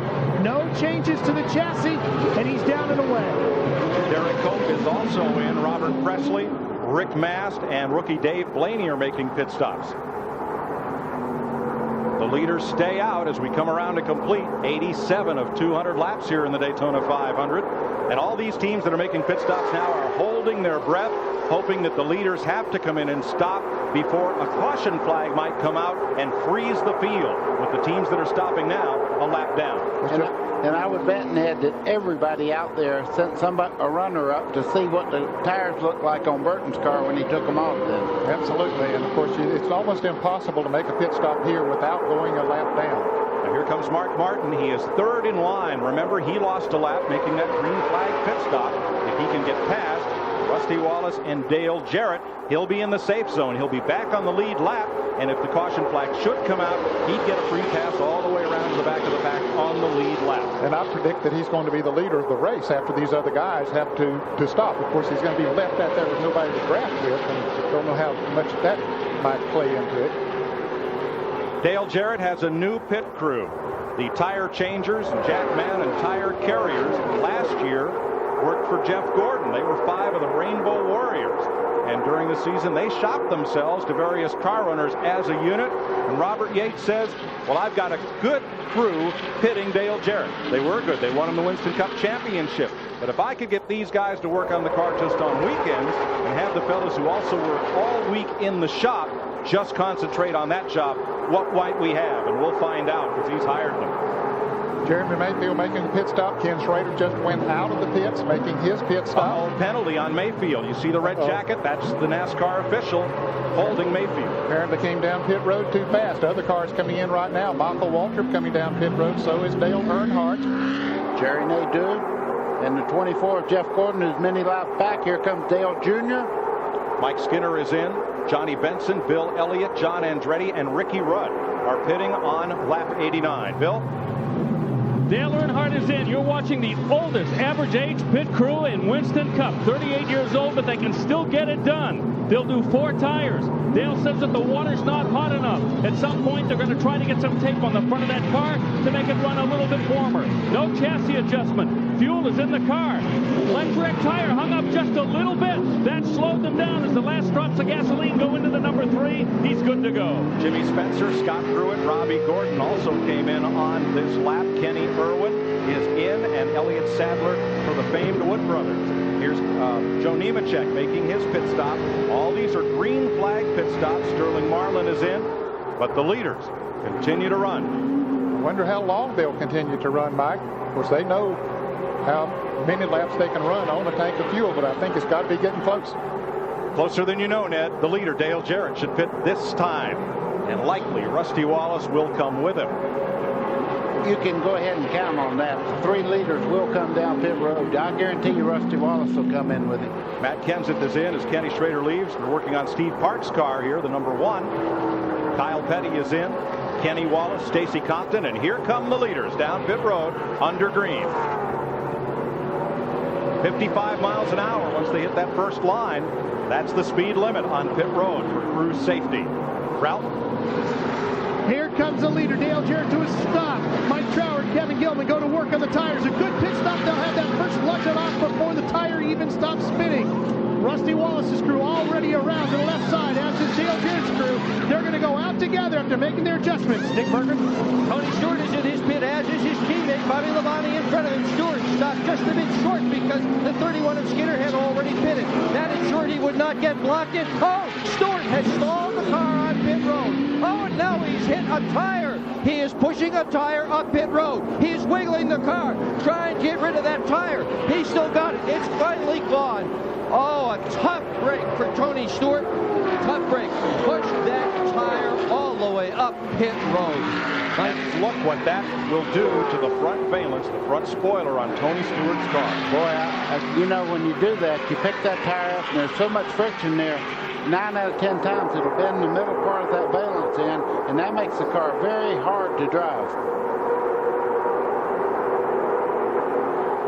Chad Little picked up the lead in the Daytona 500. Not having yet made his pit stop. Let that last lap by. 92 laps complete. There's the tire being pushed back behind the wall. Now that was a tire that had been taken off one of the car as Chad Little surrenders the lead and makes a pit stop. And the tire carrier takes that tire off and sets it down flat so it doesn't roll. And apparently it was set down out in the lane to where Tony Stewart collected it and just shoved it like a hockey puck the length of pit road. Early damage to Wally Dallenbach, being taped over, and a new nose piece going on there. Trying to improve the aerodynamics. And Ned, so far that championship pit crew that Dale Jarrett has hired is really making a difference. Right now he's pretty much out there right by himself. Rusty's trying to catch back up, but this car's motoring. It is, but he's running behind Mark Martin, who had made that pit stop earlier, and we predicted that he'd be the leader after these pit stops. All right, let's see what happened to Tony Stewart. Look at the orange car on the right side of your screen, just behind his teammate, Bobby Labonte. Okay, the trouble is this tire right there. He's going to pick it up and take it right down pit road. That was, I believe, the right rear tire from Bobby Labonte's car. You know. And what happened to Dale Earnhardt? Here's the fuel man finishing up with that first can. Here comes the second can. Oops. Missed. He slipped. Slipped and might have spilled a bit of gas there on the first can, and the fuel man slips in it, misses the receptacle. 93 laps are complete in the Daytona 500. Mark Martin is the leader.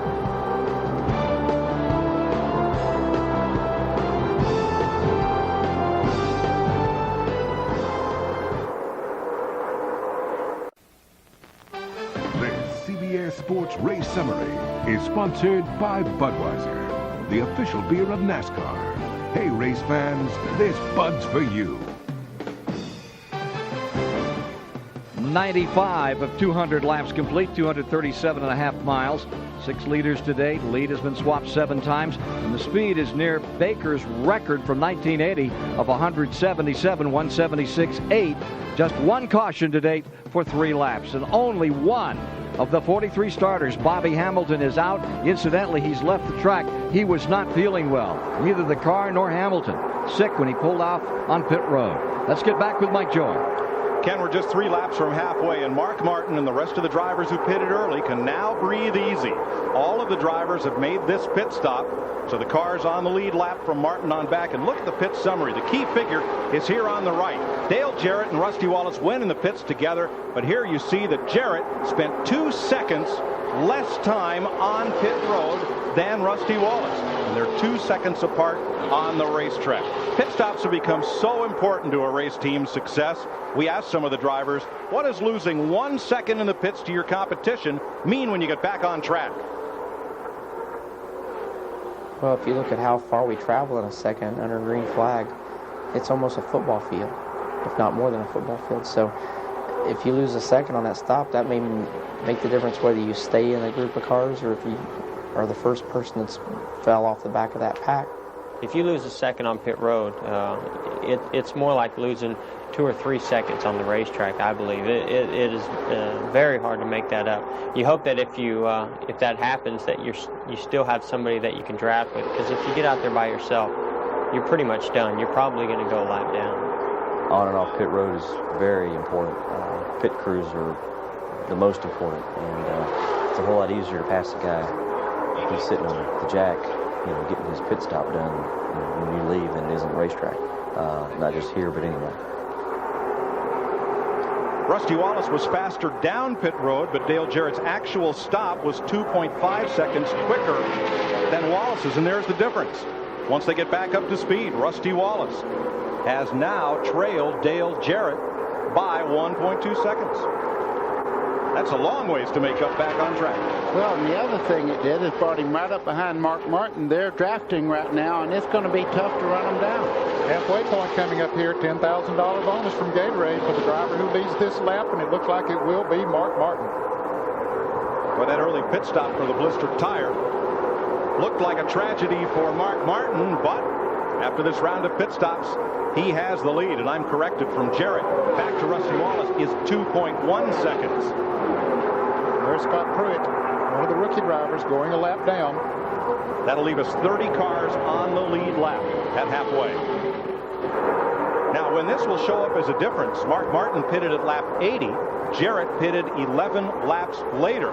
So this run by Mark Martin, if we stay green, will be shorter than Jarrett's. It will be. It could leave Jarrett out there by himself with no one to draft. Cross flags indicate halfway to the field. Dad, I got to tell you, that 2 car is just a little ways back, just about a second. So if he gets out there by himself, I think Rusty can maybe help him there. So it looks like the game plan may get back together before it's all over. And as the cross flags were shown, Morris Metcalf, 6 decades a NASCAR official, there in the Pepsi scoring tower, took off the headset, handed it over to Tim Hudson, NASCAR's new chief scorer. The headset has passed. Well, I'll tell you, he's had a remarkable career. He was scoring races when I was racing. Only 2 official head scorers in NASCAR since it started. Joe Epton, and then he passed it on to Morris Metcalf, and now today, Morris Metcalf passes it on to Tim Hudson. And a very dignified man, too. I went in there many a time with smoke coming out of both nostrils, and I'd say, I know I beat this guy. And he'd say, buddy, you didn't beat him. I just go on back to my car and didn't argue with him because he was always right.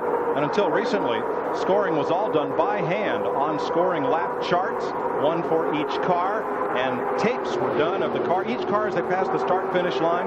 Morris's nickname was Morris Never Missed One Yet Cat. There you go. Of course, it's done electronically now. Each of the cars has a chip on them as they come across the start-finish line. It'll register, but they still have a score for each driver in the scoring stand there as a backup situation, just in case the electronic deal should not work. 102 laps, Ned. Mark Martin leads Dale Jarrett and Rusty Wallace, 3 of those fast Fords out front. Michael Waltrip, Ward Burton, Dale Earnhardt in 6th, Bobby Labonte, Tony Stewart, despite playing hockey down pit road with that errant tire, is 8th. Jeff Burton is 9th, and Joe Nemechek is up into the top 10.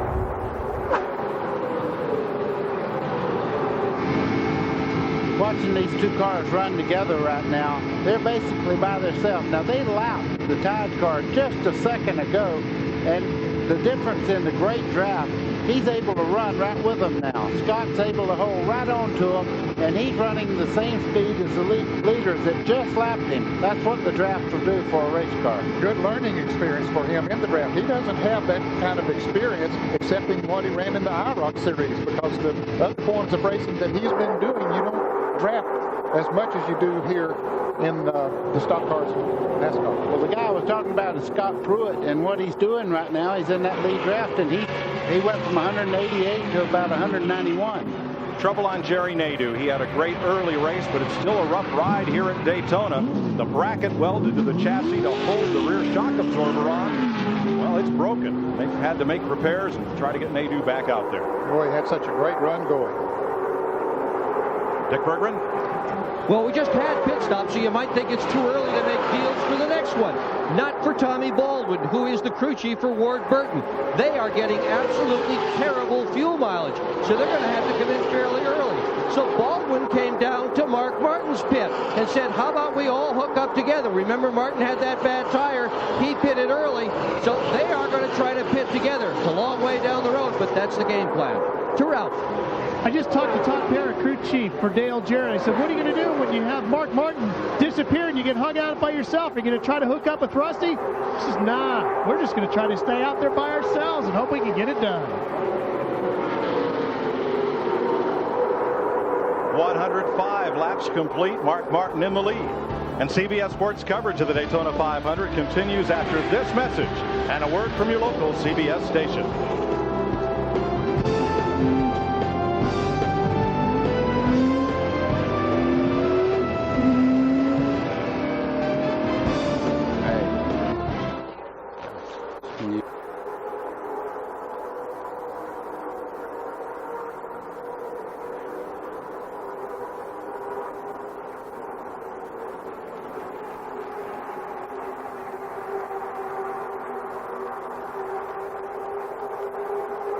CBS Sports presentation of the Daytona 500 is sponsored by the Home Depot, the official home improvement warehouse of NASCAR. Pfizer, where life is our life's work. Goodyear, #1 in tires. And by freeinternet.com. Get totally free internet access.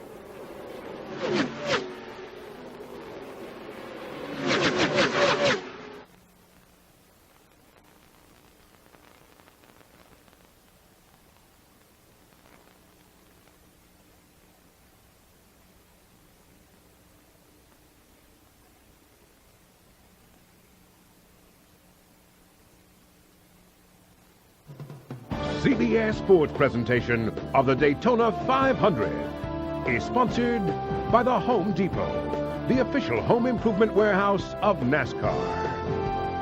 Pfizer, where life is our life's work. Goodyear, #1 in tires. And by freeinternet.com. Get totally free internet access. Download freeinternet.com because the internet was meant to be free. 1,000 feet above Daytona International Speedway, these pictures are from the Goodyear Blimp Stars and Stripes. The fleet of 3 domestic and 4 international blimps continue a 75-year tradition as aerial ambassadors for Goodyear. Welcome back to the Daytona 500. Mike Joy with Buddy Baker and Ned Jarrett. Ned, the kind of drafting and strategy that we've seen thus far, is this about like we've expected, or is this a little racier race than we anticipated? Well, there's some racing very heavy back in the field, not so much for the lead. They're catching on to Dale Jarrett or Mark Martin, whoever's up there, and riding the draft along with them. But we normally see them get spread out a little bit when you see green flag pit stops, and we've had one of those, and so it's not that unusual. Dale Jarrett has won this race twice, but the other 2 drivers up front, Rusty Wallace and Mark Martin. It's been a long time coming, buddy. Took you 18 years to win the Daytona 500, so you've got to know what Rusty Wallace and Mark Martin have got to be feeling right now. Exactly right. And, you know, right now it's pretty calm, but things can change so quickly. You prepare for this race for 2 months, and all of a sudden somebody loses a motor in front of you or a tire problem or something like that, and you're out of contention all of a sudden. 110 laps on the board, 90 to go to make up 500 miles in this 42nd annual running of the 500. There's your leader, Mark Martin. Probably the grittiest, most focused driver in this or any other garage area. Gets up at 5 or 5:30 in the morning, does an hour's worth of exercises, and his total focus is Winston Cup racing. Don't ask him who won the primary the other day. His focus is right there in the garage area. You got that right. And when I first met Mark Martin, he weighed about 110 pounds, and his arms were about the size of most people's wrists. He realized to be a great race car driver, he had to do something special. That's why he went into this great weight program. He looks like Arnold Schwarzenegger from the waist up. And, buddy, Mark Martin is on a pace to erase your race record. Yeah, I know. Well, 20 years, Baker's record has been the fastest Daytona 500 ever. That may change today. Well, I got to tell you something. If I lose it, it's been a good ride, and it's been a good record. I don't mind losing to these guys because they're the best in the world, and a record is just what it is, a record. It can be broken. You know, you guys are talking about Mark Martin and his business of pain and his high threshold of pain. That goes way back. In 1980, he was up in Madison, Wisconsin, crushed his foot, broke his leg in a race, was told he wasn't going to be able to run for a year. He said, I'm going to have to be back in a month. And he said later, that doctor, I was very lucky with that doctor because he understood. That doctor was the father of Eric Heiden, the Olympic gold medal speed skater. And Mark incidentally said, I was racing again in 3 weeks. Mark Martin's never won the Daytona 500, and like every year, his and every other team prepares for this race through the entire offseason. We asked Mark Martin, what about his chances of winning this 500? I want to win every race that I enter, and my whole team feels the same way. And there's a lot of effort. The last 3 months has been focused right squarely on the Daytona 500. The only problem with that is you've had another 50 race teams that are doing the same thing. So it's a very competitive race, and there will only be one winner. Mark Martin out front with Dale Jarrett, but that second pack is beginning to close. The gap had stabilized at 2.3 seconds. Let's look back. Here they are, just 1.6 seconds behind the leaders. And the reason for that, you have so many cars just behind there. These two cars just behind the Mark Martin and Dale Jarrett cars are back just a little bit, and they're actually holding the front bunch as that other group is motoring right up on them, and Rusty Wallace has a car equal to any car that's in front of him right now. Now, how would you know that, Buddy Baker? Well, I've had to do that before. I came out one time 18 seconds behind, and they kept calling off the times, and I kept picking up and picking up. It's a great feeling. Oh, and the car. Yes. I drove that number 2 in some test programs. Rusty broke a collarbone in a skiing accident. He called me and said, would you go to Talladega for us? And I went, are you kidding me? And I went down there, and I'm going to tell you something. It's the first time I skipped to the shower in a long time. I felt like a kid again. I enjoyed it, and it's nice to see the car run well, but I pull for everybody out there. And I want you to know, because I tested for him, he had a broken shoulder, has nothing to do with the way I feel about the rest of the people in this field. Wallace was skiing. He was 50 feet from the bottom of the mountain on the last run of the day. Got his tips crossed up, went end over end. But he's okay, and out here in third, and maybe in a position to win his first Daytona 500. 115 laps are complete.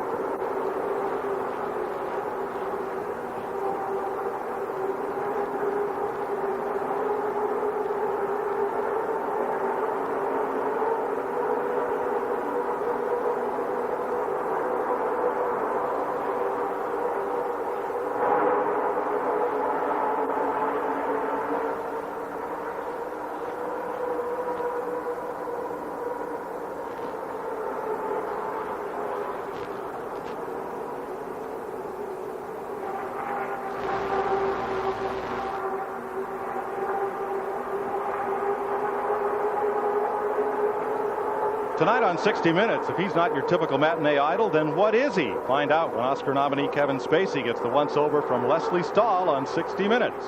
Followed by a powerful all-new Touched by an Angel. Then Matthew Modine and Kelly Williams star in a CBS Showcase presentation, Flowers for Algernon, tonight on CBS. Coming up next, play continues at the Nissan Open. The CBS Sports Golf Team brings you live final round coverage. David Sutherland clinging to a one-stroke lead. 119 laps complete. Nearly 300 miles in the Daytona 500. It is sweatshirt weather and a brisk wind blowing there at the flag stand as Mark Martin leads Dale Jarrett. While we were away, number 7, Michael Waltrip. Michael Waltrip out there losing on him. He gets it back straight. No harm, no foul. Good job of driving there, though. That thing could have got away from him awful easy. What did Jeff Burton see? That's Michael Waltrip just ahead. Whoa! Yow! Got those left wheels down below that yellow line and gets it straightened back out, though. And Waltrip continues to run in the 7th position. Let's ride with him with that Nations Rent onboard camera. Remember, Waltrip had a bad flip yesterday in the Busch Series 300 miler, but he's okay to go today. Mikey's running straight right there. And he comes off the corner. We're riding with Michael Waltrip down the back straightaway. He's glad to be going down that back straightaway, because usually when you lose the back like that in the draft, you don't get it back straight. Just great driving got him corrected there. 300 miles, 200 to home.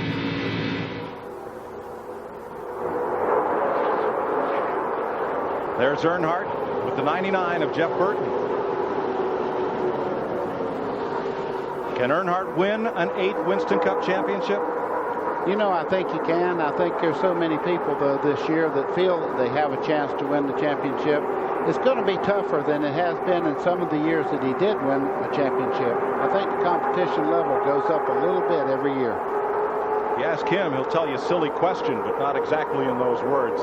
He feels he can do it. Boy, I'm telling you, some of these cars are a little scary to watch. Jeff Burton just lost the back of that car when he fell in behind the 3 car. It wiggled 2 or 3 times, so apparently the tires are getting pretty hot and they're wiggling around just a little more than usual. Dick Berggren. Jimmy Penick is crew chief for Mark Martin, who's leading the race. We're well after the halfway point. You're in the lead. Now what? Well, now we got to watch our fuel mileage. We want to try to do this one more stop. We had to come in early because we had a cut tire, but we're looking at it pretty close here. We might be able to do it at one stop and stretch this run here. Okay, Marcus called for just a half-pound change in the tire when he does make that pit stop. To Ralph. Well, Todd Parrott just got done visiting over here with Robin Pemberton, crew chief for Rusty Wallace. Okay, Robin, what are you guys going to do now? Pit when it's time to pit. Unfortunately, we got a little bit off on the pit stop. 2/10 on pit road cost us that much time on the racetrack, you know, so we're going to pitch somewhere between 145 and 150, and Mark's got to drop off, so the 88's going to be a little bit in trouble by himself for a little bit. So he's got a good car. We got to make all the right moves right now to capitalize on it. Bill Stevens. I'm with Kevin Hamlin once again, Dale Earnhardt's crew chief. Kevin, you tell me that these long green flag runs change the handling on the car. The car's better at the beginning of the run than the end of the run. Can you fix that? We're working towards that direction. We're still just getting a little bit too tight the longer we run. And in the next stop, we're going to make a couple adjustments to see if we can't help that. Richard Childress, the team owner, also on the headset. He's been talking to Dale throughout. These cars get about 7 miles to the gallon on the restrictor plate tracks, only 5 miles per gallon, where they run them on the engines unrestricted. You wouldn't settle for that in your family sedan, but then you don't commute to work at 190 miles an hour either. No, that's for sure. And these cars, they go forever on fuel, as you say. 124 laps complete. Mark Martin with Dale Jarrett in his draft, and Rusty Wallace now just 1 second back.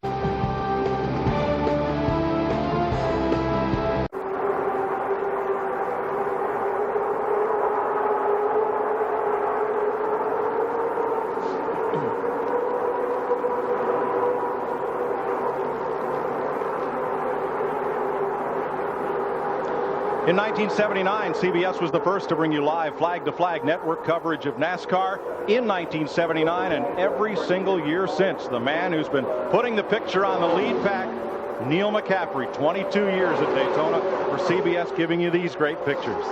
Thanks, Neil.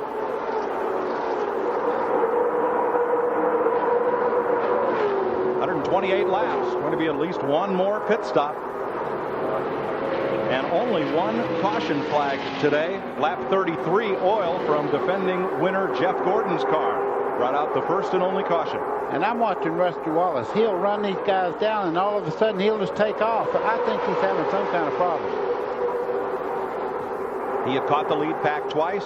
Now he sits 0.8 of a second back. Now 2 latch cars are in this front 4. Elliott Sadler 21 and Scott Pruitt. Let's have a look at the 12th place car. Excuse me, Ken Schrader is now in 13th position, and here's our wrenchhead.com telemetry on board Schrader's Pontiac. 185 there as he comes off the corner. 186, 87 as they go through the dog leg here in the front straightaway. 191, 92. But we saw. Do I hear 94? No, but we saw numbers 195 when they were on fresh tires. So that's the point I was making. Normally, the front part of the straightaway here in the trial is the fastest part of the racetrack, and it's getting a little help today from a tailwind blowing from east to west. So that's really shooting them up there, and even after they've run this long on the tires. Pass at 6th place. Michael Waltrip and Tony Stewart go past Earnhardt. Go right by him down the back straightaway. These two guys are working together right now. Michael Waltrip was very lucky to be going on. Just a little while ago, he lost control of the car down in the corner, lost the back. Actually, the draft pulled him around, and he went down on the flat part of the racetrack, fought back straight. Now he's back on the go again.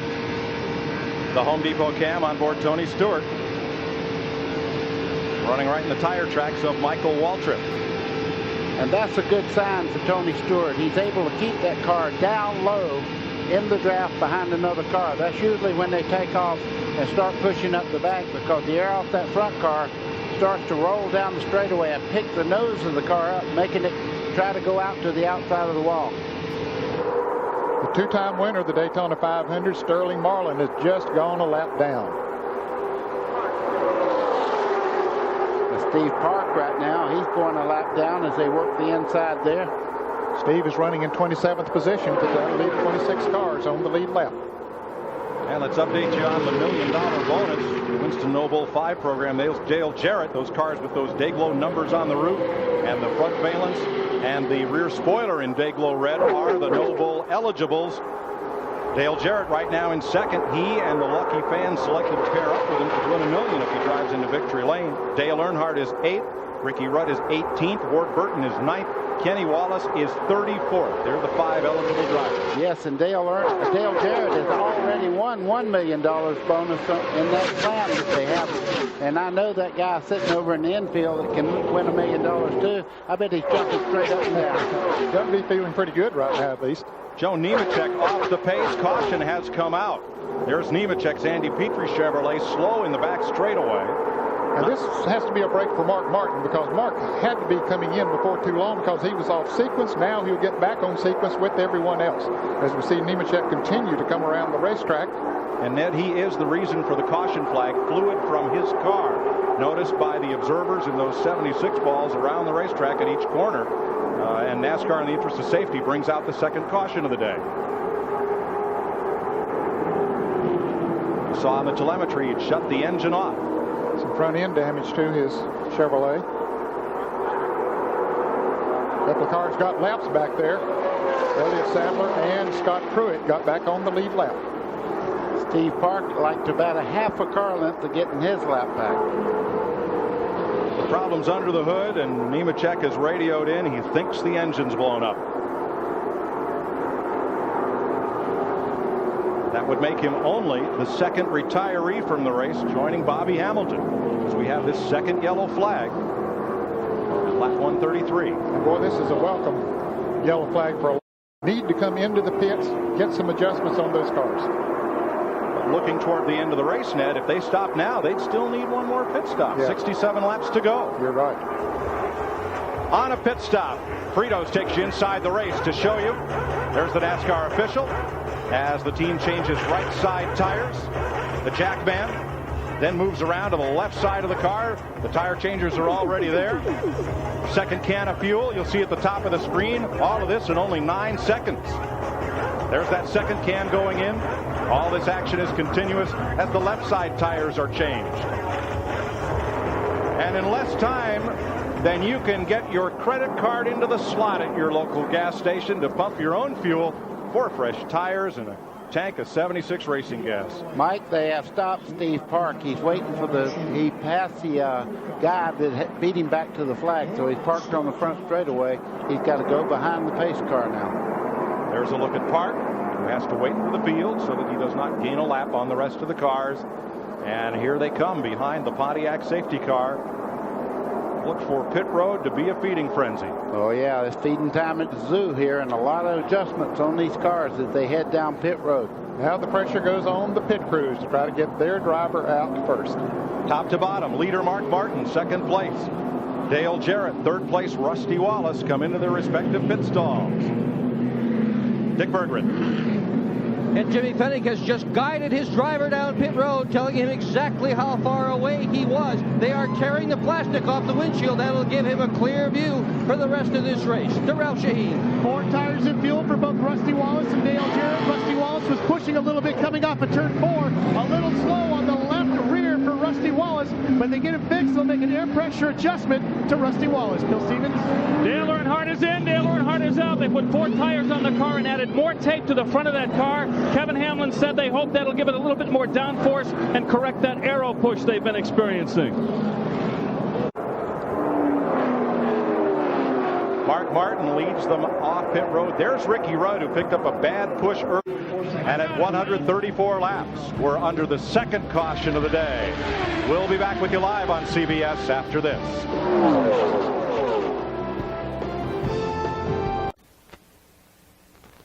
This CBS Sports Race Summary is sponsored by Haviland. Add more life to your car. In the 42nd running of the Daytona 500 with 135 laps now complete, 337.5 miles. 6 leaders, 7 lead changes, average speed 178, and that's going to go down with this caution period now underway. Second caution of the day for 5 laps. Bobby Hamilton, we had that report that he was feeling bad. He was feeling mad.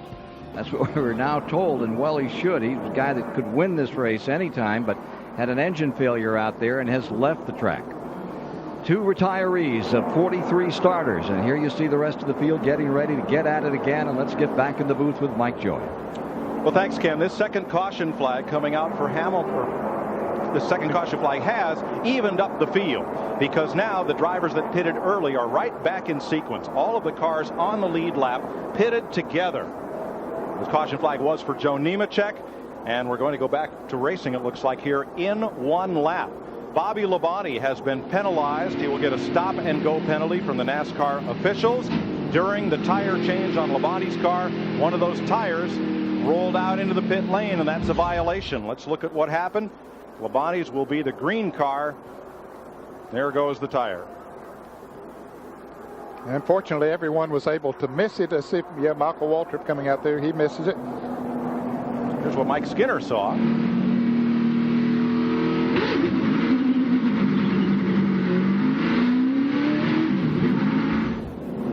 And Labonte serves his penalty. We also saw Dale Earnhardt Jr. lose some spots leaving the pits.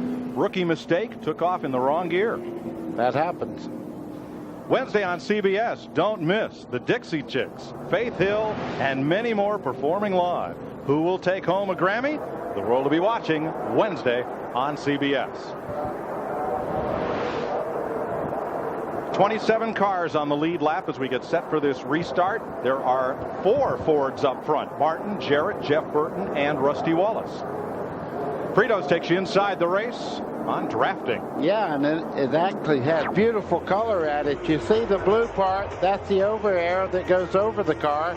The red part there that you see runs down the side of the car, and you can see the air just behind the car going over and actually tumbling behind the second car. That's what the draft is. The front car breaks the air apart. Second car has the benefit of running in air that's actually moving and pulling him forward. Get set for this restart, and the big gainer was Ward Burton. Came into the pits in 9th place, and Tommy Baldwin and that Bill Davis crew got him out in 5th place. Ralph? Mike, the reason why Dale Jarrett felt he lost to 125 the other day to Bill Elliott was that his restarts weren't any good. They changed the gears, the lower gears, to get a better drive on the restarts. He's hoping that can make a difference here. They're going to have one more restart here next.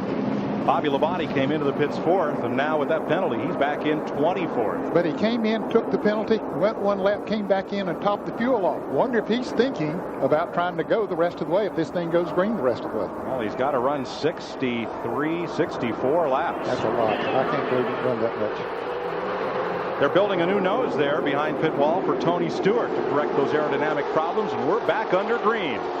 At lap 137, 63 to go. Mike talking about Tony Stewart. That's Tony Stewart in the orange car there as he goes by.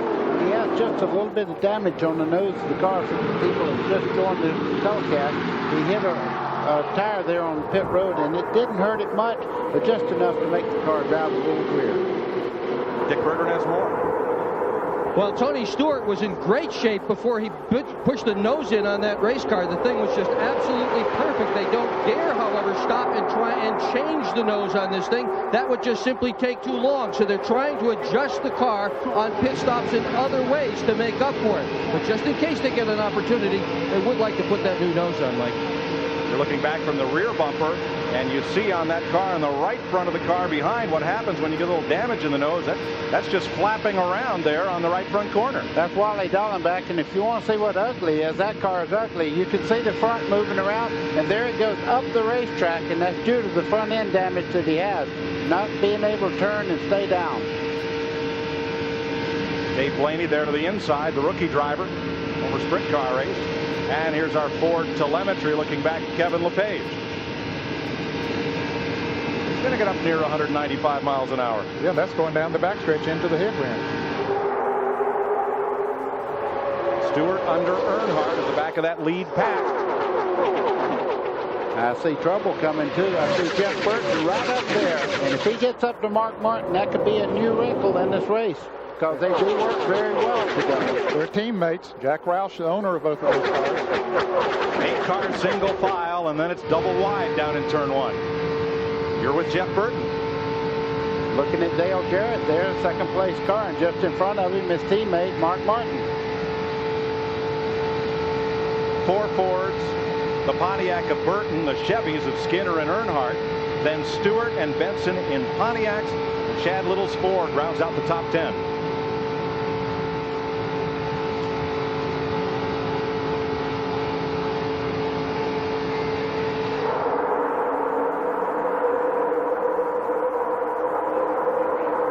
Martin on point. There's that lead single file draft. 8 of them. Back through Stewart. And Johnny Benson trying to break out and join that group. The white Pontiac. All these cars are on the lead lap. Right here in these 9 spots. Martin the leader, Jarrett, Jeff Burton, Rusty Wallace, and Ward Burton the top 5. Skinner, Earnhardt, Stewart, Benson, and Michael Waltrip the top 10. Little, Schrader, Andretti, Earnhardt Jr., and Elliott 15th. Then Rudd, Mayfield, Kenseth, Colt, and Pruitt 20th. The Labonte brothers, Terry and Bobby, Robbie Gordon, Elliott Sadler, and Kenny Irwin 25th. Jimmy Spencer and Robert Presley 27th, the last car on the lead lap.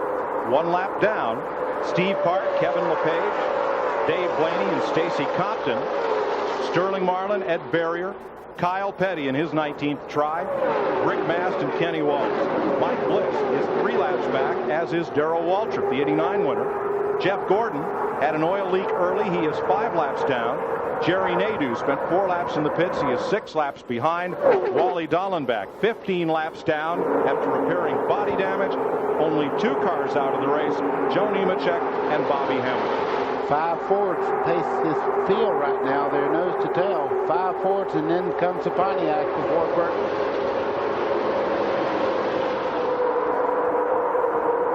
Early this week, the Fords dominated qualifying. They won both of the 125s. How much advantage, if any, Ned, do these Fords have now? Well, we see 4 of them out front there right now, and then we've seen the Fords up front all day long, so apparently they might have a little bit of an advantage. But you have to look at those race teams that have Ford race cars. Those drivers and teams are always up front, and but you know, normally you see Earnhardt running up front, and of course Gordon had his problems earlier, so that certainly hurt the Chevrolet's chances here today when he had his problems. But I believe the Fords might have a little bit of an advantage. Buddy, there's 58 laps to go, and the Fords have led all but 3 laps today. Yeah, but you touched on something that the Pontiac and the Ford are basically the same car that they've worked on for several years now. This is a brand new car that Chevrolet has here. I'm sure after they work on it a little bit, even next week where downforce is, you really need a lot of downforce, I think the Chevrolet's going to be okay. I think they have to evaluate this thing a little further into the season. They could even have an advantage when you go to the flatter racetracks and take the restrictor plates off of the cars with the downforce that they have on this car. I think they look forward to going to Rockingham, Las Vegas, Atlanta, and some of the other tracks. You're riding with Dale Earnhardt Jr. in 14th place, but you see right on pace with the race leader as Mark Martin tows them around in that big draft. Stacy Compton there in the 9 car, you can see they move around quite a bit. It looks like a Sunday ride from this angle, but when you get really close, you see these cars jumping around quite a bit. Well, it's Sunday, but what a thrill ride. Junior alongside John Andretti. Heavy racing back in the pack. Oh boy, and every time I see them get 3 wide like that, you know, you talk about a recipe for a wreck. When they're running 3 wide, and the racetrack is starting to get slick now. They've got a lot of rubber out there, a lot of oil that's been put on the racing surface, and the cars start moving around. You see them 3 wide, it really makes you a little nervous. And here they go again. Probably the most frustrated driver in that second group is Bobby Labonte. Remember, he had to serve a penalty for a tire rolling across pit road. He restarted 18th, but Labonte is trying to come to the front. He's restarted 24th, and he's up to 15th, but he's trapped in that big clump of cars while driving a fast one. Dick? Well, Bill Elliott, who started on the outside of the front row, had gotten himself slid back earlier in the day. His crew says the car is just fine. All he needs is a little track position, but I guess everybody who's not first needs a little track position. True enough. 55 laps to go. Elliott up on the high side. Ralph Shaheen. Mike, Bobby Labonte had dropped down on pit road to top off fuel before this last restart. Jimmy Makar, his crew chief, radioed back in and said, Bobby, you're still 1 lap shy of being able to go all the way. And he told him, try to save some fuel. He can do that by working the draft. Boy, that is stretching it. That's going a long way, but if there's one team that can do it, they are it. I didn't mean to interrupt. That looked like we saw a caution being made there. Dale Earnhardt Jr. was almost collected then. He moved over just a little bit, almost made contact to the car to the outside. There's Ricky Rudd coming up on the back bumper of our Circuit City Cam on board Bobby Labonte. Labonte's now climbed to 13th place after restarting 24th. He is in heavy traffic now, running side by side. That's Steve Park in the yellow car on the outside. Here comes Ricky Rudd right up on his back bumper. Said, I'll help you a little bit. Oh, I love that. That's what this racetrack's all about, working together, pushing a guy down the straightaway. You'll see 200 RPM gain when you push a guy like that. And on the straightaway, that's fair game. That's considered help, right? Well, I always used to beg them, come on, let's get going here and get away from these people. Our Texaco Haviland Cam with Ricky Rudd. Now in 15th position. Rudd started on the outside pole after winning his Gatorade 125 here Thursday. 53 laps to go. CBS Sports coverage of the Daytona 500 continues after this message and a word from your local station.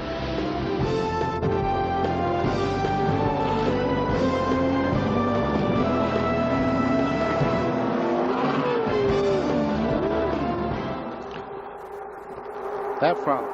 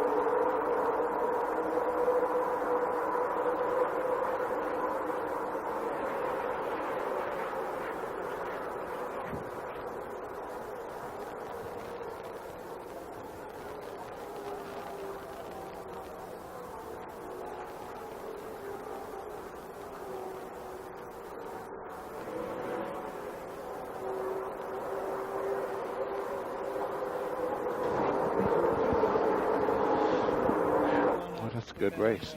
Yeah. Good race. Let's do it. Yep.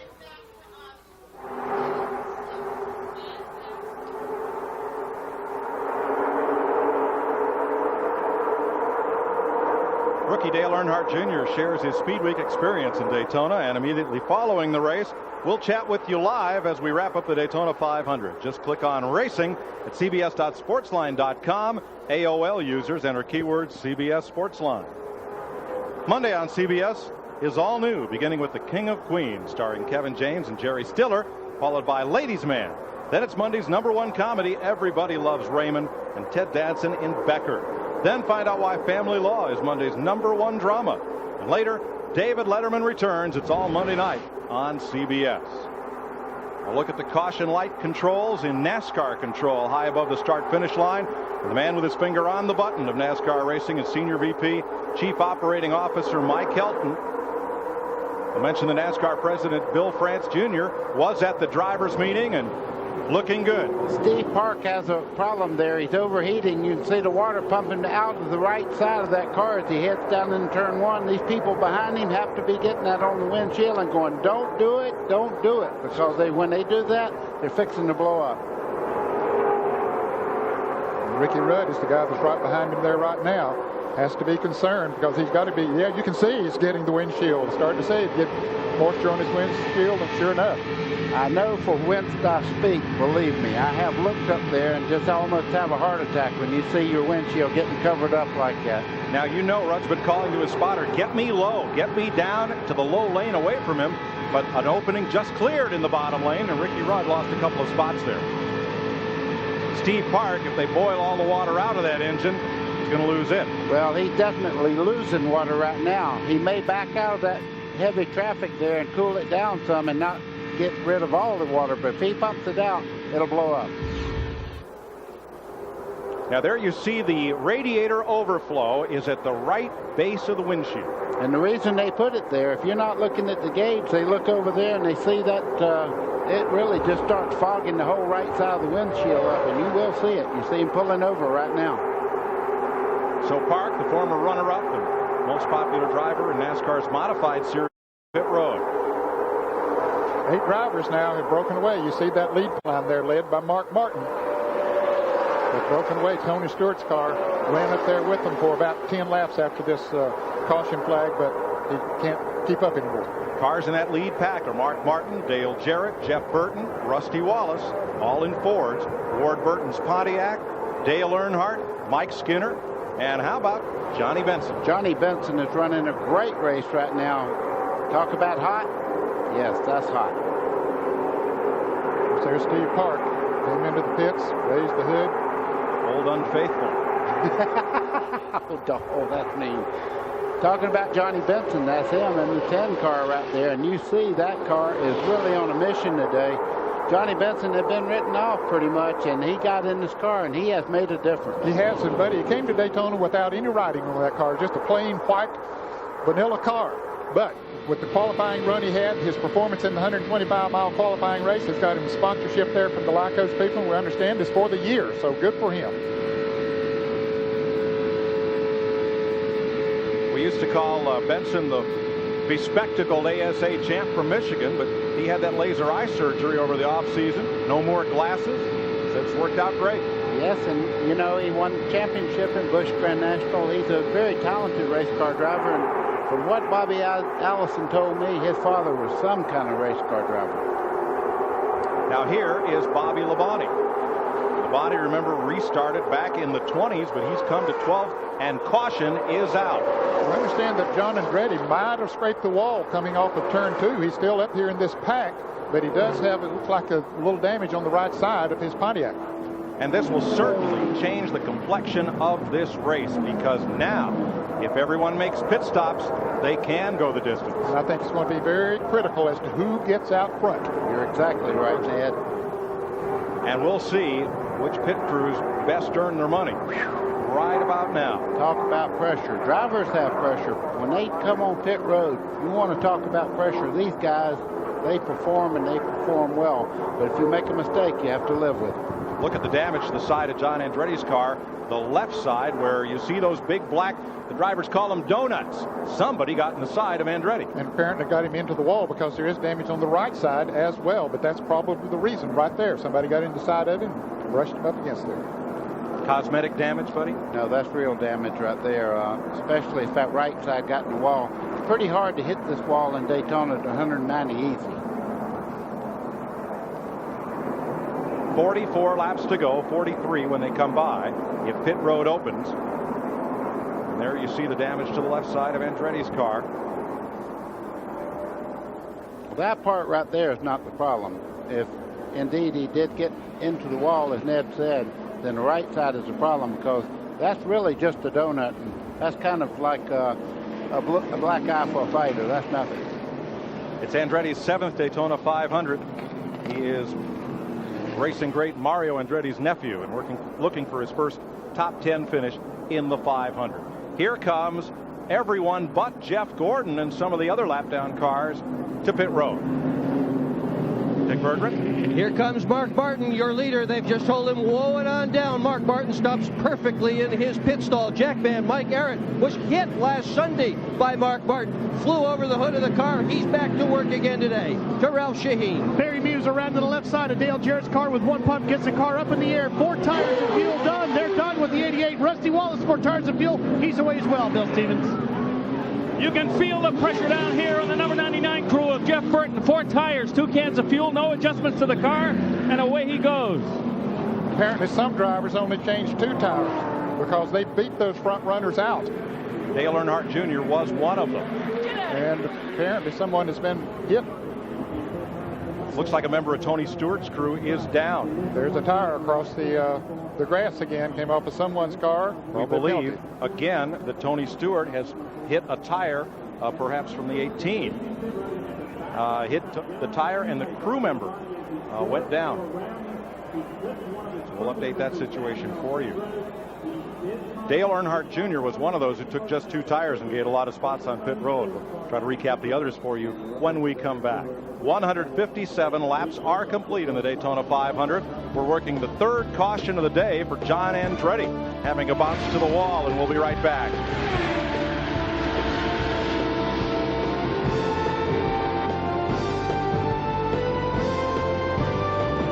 Tell me what he does. We have a thing up here. Was it somebody on Labonte's crew? Welcome back to the 42nd annual Daytona 500. Rookie Mike Bliss being held by the NASCAR official on pit road, and steaming Steve Park still having trouble with his Earnhardt-owned Chevrolet. Mike Bliss waiting approval to go back out on track. Apparently he's being penalized a lap, Mike, because the lead cars are coming around now. And here they come with 1 lap to go before we go green. Today's aerial shots from the Goodyear Blimp Stars and Stripes. Captain Larry Chambers lapping Daytona 1,000 feet in the air. Goodyear exclusive tire supplier to the Winston Cup Series. Ken Squire.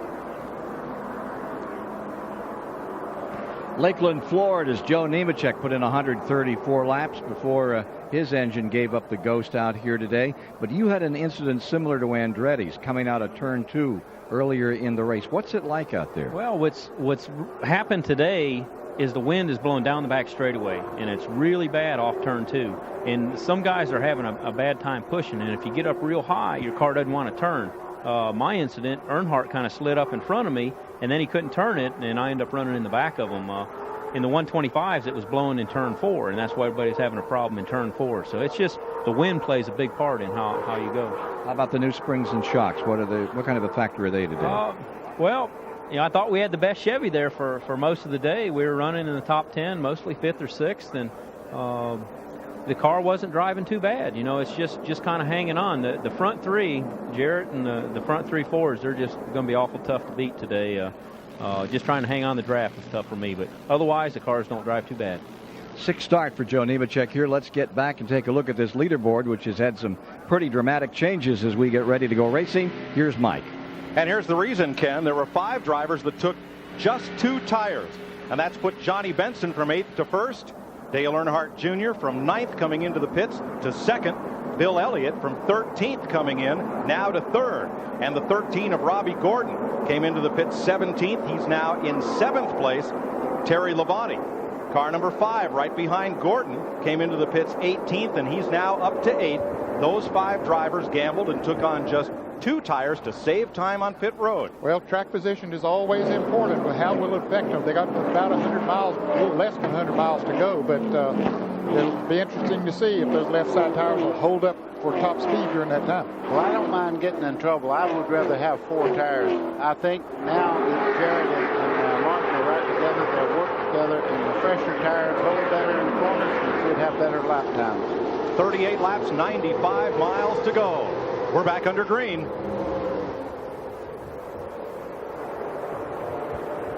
Gordon down on the inside. He is still 5 laps down. Had that problem with an oil leak early in the race. Benson heads out ahead of the field just a bit. Here comes Elliott and Earnhardt Jr.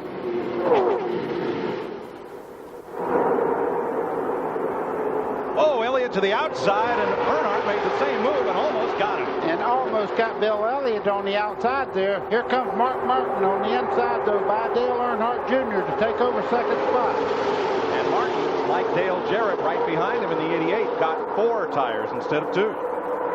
Now Elliott with a good run off of turn 4, though, shoots back up there in second place. Boy, he's got a strong car. He came off the corner there pretty much even, and he pulled right on up there. Now, can Dale Earnhardt be helped to Earnhardt Jr.?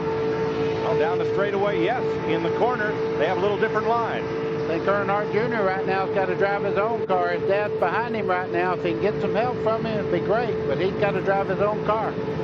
Dick Berggren. Well, one of the things that has happened here is some of the guys who took 2 tires not only got better advantage on the racetrack, their cars have gotten faster. Earnhardt Jr. is one of them. His car has been pushing, so 2 tires will loosen it up a little bit, and that's part of the reason he took just 2. And Buddy Baker, you are absolutely right. Jared and Mark Martin working together is a result of Todd Parrott coming down to Mark Martin's pit and saying, let's hook up, go to the front, and get this thing. Here they come. You see them from the Bud Cam on Earnhardt Jr.'s car, right side of your screen. Number 6 Martin, and right behind him, 88 Jarrett. Now they're running the low groove. That's where they chose to go after the restart of the race. And right now the outside groove seems to be moving a little bit better. Mark Martin there trying to get by Dale Earnhardt Jr. I think as they go along and the heat gets in the tires, you can see Mark Martin a little quicker in the corner there. Bill Elliott up there really working on the 10 car of Johnny Benson. Tony Stewart just ran a whole lap, 3 abreast, and here they come 3 wide off the corner in the middle of that pack. Oh, that's close, and Stewart finally finds a space in the high groove. Boy, just behind them, I tell you what, my hair's standing up. These guys are 3 wide as they head down towards turn 1. This is a real scramble. You're going to find out who has the great car now.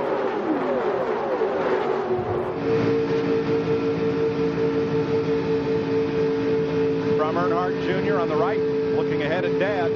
Dad's sitting there in pretty good shape right now. He got by Junior, and he said, let's go. We got to go to the front. He's running out of laps. 3 Fords lead those 2 Chevrolets, and Robbie Gordon now up to 6.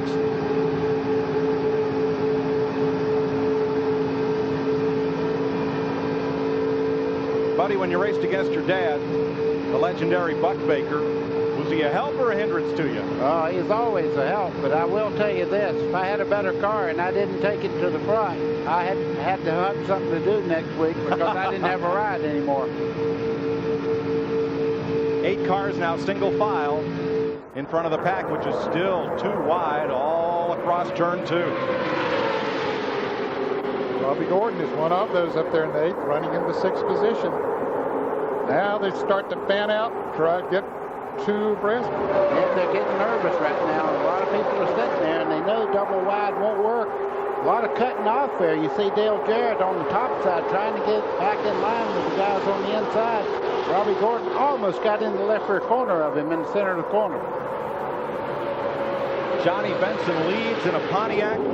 Last Pontiac winner was when Cale Yarborough carried our CBS race cam in 1983.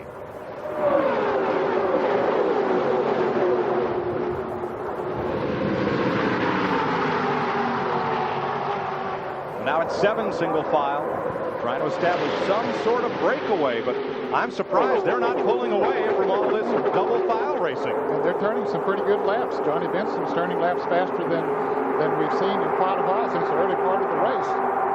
There's Wallace down on the inside. Number 2, left side of your screen. He's got Ward Burton with him right in line. And Mike Skinner. I'm getting a report that there might be a hole in the front of the Earnhardt Jr.'s car. They said the grill may have a hole in it. There it is, right on that left side there. That will take a little aerodynamics out of the car because that screen actually lets the air pass over the car and helps a little bit, but that should not hold him back if he can get up under somebody. Now that single file group has gotten to 10 cars. Not for long. 1993 on lap 168. Rusty Wallace was then contending. He's right back in it again today. But that year, coming down the back straightaway, was when he had that vicious crash, tumbling several times down out of turn number 2. Wallace continues to pace his way. On the restart, he was to 10th as a starter. He's up to 7th, and caution is coming out on the track for Derek Cope. We're down to decision time in this $9 million shootout, and there is the Bud Moore, number 15, pulling in. Let's go back to Mike Joy. Ken, I believe he brushed the wall up in turn number 3. They were 3 abreast there. A little bit of smoke there from Cope's car as he pulls to the safety access road in the road course. Mike, the right side of that car was completely flat. He definitely got in the wall. You were correct. And that will bring out caution once again. At lap 169, it is the 4th yellow flag of the day. So he's going to park it on the road course and walk back in. He's directly behind you on the road Cope, the 1990 winner, driving for Bud Moore out of Spartanburg, South Carolina. Great run in the qualifying race Thursday. Yeah, finished 6th, started right at the back and worked his way all the way up to 6th. And he was one of the better handling cars, as Ned pointed out during that race. Now here's the question. Caution is out. You have enough fuel to go the distance. Do you stop now? I don't think those that changed 4 tires will, and the way those are running that changed 2 tires, I don't think they will either. I don't think they'll give them that track position. Ned, you're right. What they're doing right now is everybody has already put the tires through a heat cycle, and right now they're not coming in to lose that track position. 169 laps complete. 170 this time by. We're under caution at Daytona.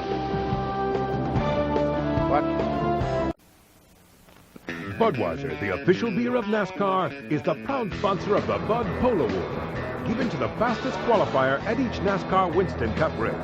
Last weekend, Dale Jarrett captured the first Bud Polo Award of 2000. Last Sunday, in the Bud Shootout, Jarrett finished first, while his teammate Ricky Rudd finished upside down in a multi-car incident.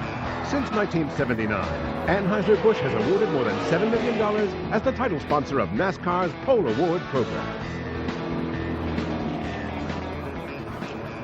Welcome back to the Daytona 500. Cleanup continues in turns 3 and 4. They put down some speedy dry up where Derek Cope brushed the wall and may have had engine trouble, and now they're blowing that away. So we'll have another lap or 2 of caution. And let's see if we can get a word with last year's Rookie of the Year on the Winston Cup circuit. You're riding along inside the Home Depot Pontiac of Tony Stewart. Buddy? Tony Stewart, this is Buddy Baker. Can you read me? Yeah, buddy. I noticed they've worked on the left front corner of that car. How's the aerodynamics after you hit that tire? Terrible. It's been one of those deals that we're trying to make up for aerodynamics by changing the mechanical balance of the car, and they're trying to free it up right now. But we're getting to the point almost to where you hurt the aero so much and you try to cripple it so much with mechanical balance that you finally end up going over the top and you get the car loose. So we came in that last time and fixed everything back, and hopefully this thing will be all right for the end now. Okay, for the people back home, what is the racetrack like right now? Is it pretty slick or is it in good shape? Well, it's hard for me to tell with the aero balance the way it is on my car, but it doesn't seem to be too bad. I think it changed in the first 50 laps. All it was going to change for the day. So, everybody's pretty much just fine-tuning off of, after the first 50 laps are over, we're all trying to figure out the balance for the rest of the race now. Okay, I'm going to let you go. Get after them. Do the best we can, bud. What other sport can you talk to the athletes as they compete? Our thanks today for aerial coverage to Goodyear and the crew of the blimp Stars and Stripes. Goodyear celebrating 75 years for its well-known airship fleet. When they come back around, they'll get the sign 1 to go, and we'll go back to green flag racing. Johnny Benson in the Pontiac. Pontiac hasn't won here since '83. Benson, second-generation driver from the Midwest, is in the lead with Bill Elliott, Mark Martin, and the Earnhardts, Dale and Dale Jr., 4th and 5th. Let's whip around pit road, first with Bill Stevens. I'm with James Ince, the crew chief for Johnny Benson. You're leading this race. It's not over yet now. Have you talked to the Bill Elliott gang about running toward the finish line together? Well, naturally, we're getting close enough to the end of this thing. It's kind of every man for himself, but we made every deal that we can make. We feel like we got a pretty good race car. If we can get the lead here and get out a little bit, I think we'll be just fine. Remember, this crew got here without a sponsor here in Daytona until 10 o'clock last night when Lycos signed on for the rest of the season. To Ralph. Dale Jarrett got a lucky break earlier today. This is a tire that was on the car. See the puncture? They didn't even know they had a tire going down until they got the tire off the car and were able to check it. They asked Dale, did you feel that? He said, no, I didn't. Very lucky break there. Dick Berggren. Dale Jarrett and Jeff Burton have made a deal. When they get the green flag, those two cars are going to go upstairs. If they make some time, get further forward, Mark Martin is going to be told by his crew chief just about the time they're about to pass him, at which point Mark's going to go upstairs and block him. We'll see if that works out, Mike. You expect to see Monty Hall patrolling pit road. Let's make a deal. Here's Derek Cope heading down. They call it the super stretch, the back stretch at Daytona, and into turn 3, the black car. And you see some smoke coming from the car, so apparently the engine let go as he went into the turn. Let's see if he gets up into the wall. Everybody else slowing down there behind him. Ned, I think what he did was to get out of everybody's way. He just went up and barely brushed the wall, but you were right. He did blow a motor entering turn 3. 20th, Rusty Wallace in his 18th try to win the 500. Right now is 8th, Mark Martin, 16 Daytona 500s, and he's sitting in 3rd. Michael Waltrip 12th, Kenny Schrader, Terry Labonte, Kyle Petty. Martin is in the best shape to try to break that long stretch for him of 16 tries to win the 500. Mike, we need to update John Andretti. A while back we hit the wall over in turn 2, but he's still on the lead lap. He's been back into the pit during this caution, making repairs on his Pontiac. He's back in 26 of them are on the lead lap, and they're led by Johnny Benson, Bill Elliott, and Mark Martin as they come down to take the green flag. 25 laps to go.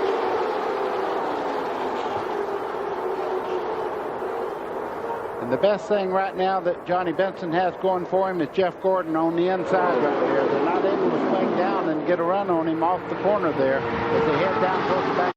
All week long, Benson's Pontiac has been better out front than when it's been behind other cars. I know one thing. He's making a statement, whether he wins this race or not. You know, last year he was pretty well wrote off as not being that competitive on major speedways. Buddy, he's making a statement today. Benson was dropped from the Jack Roush multi-car team after last season. As from Dale Earnhardt, we look back at the Busch Series champion and Winston Cup rookie Earnhardt Jr.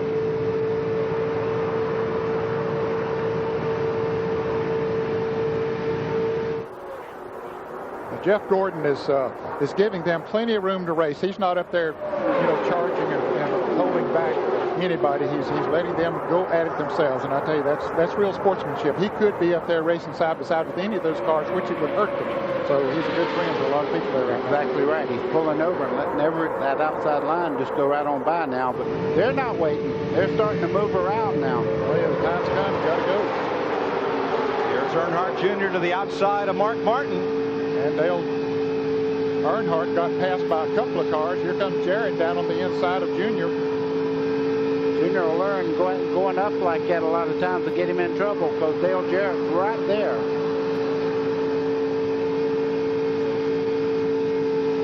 Jarrett forges ahead to 4th place.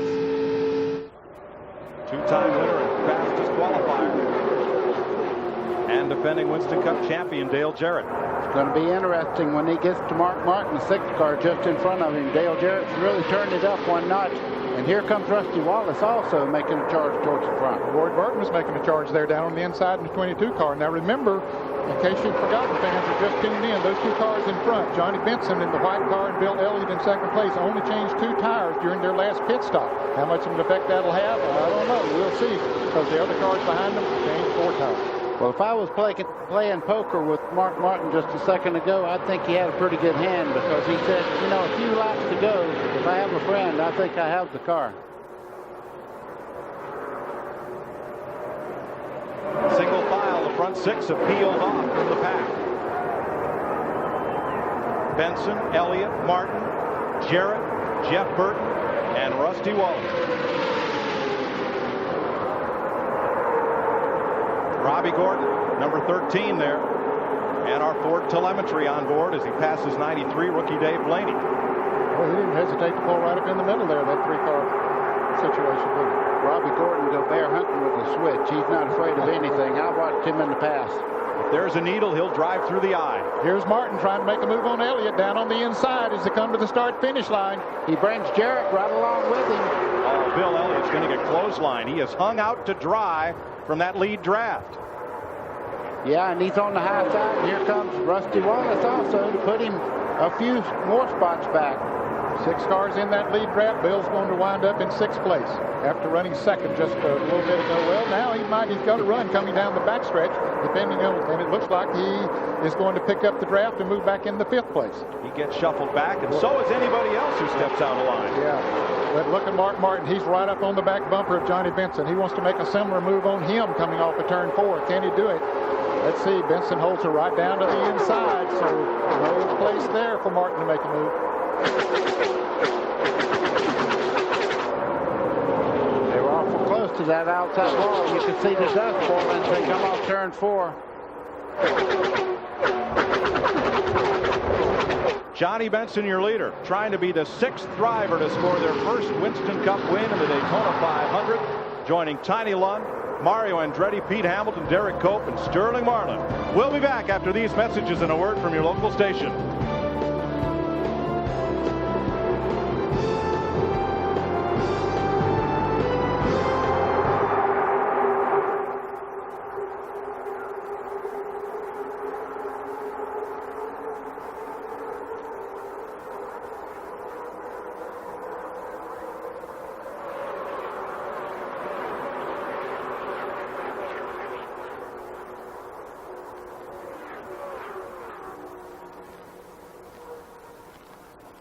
Sports presentation of the Daytona 500 is sponsored by Pep.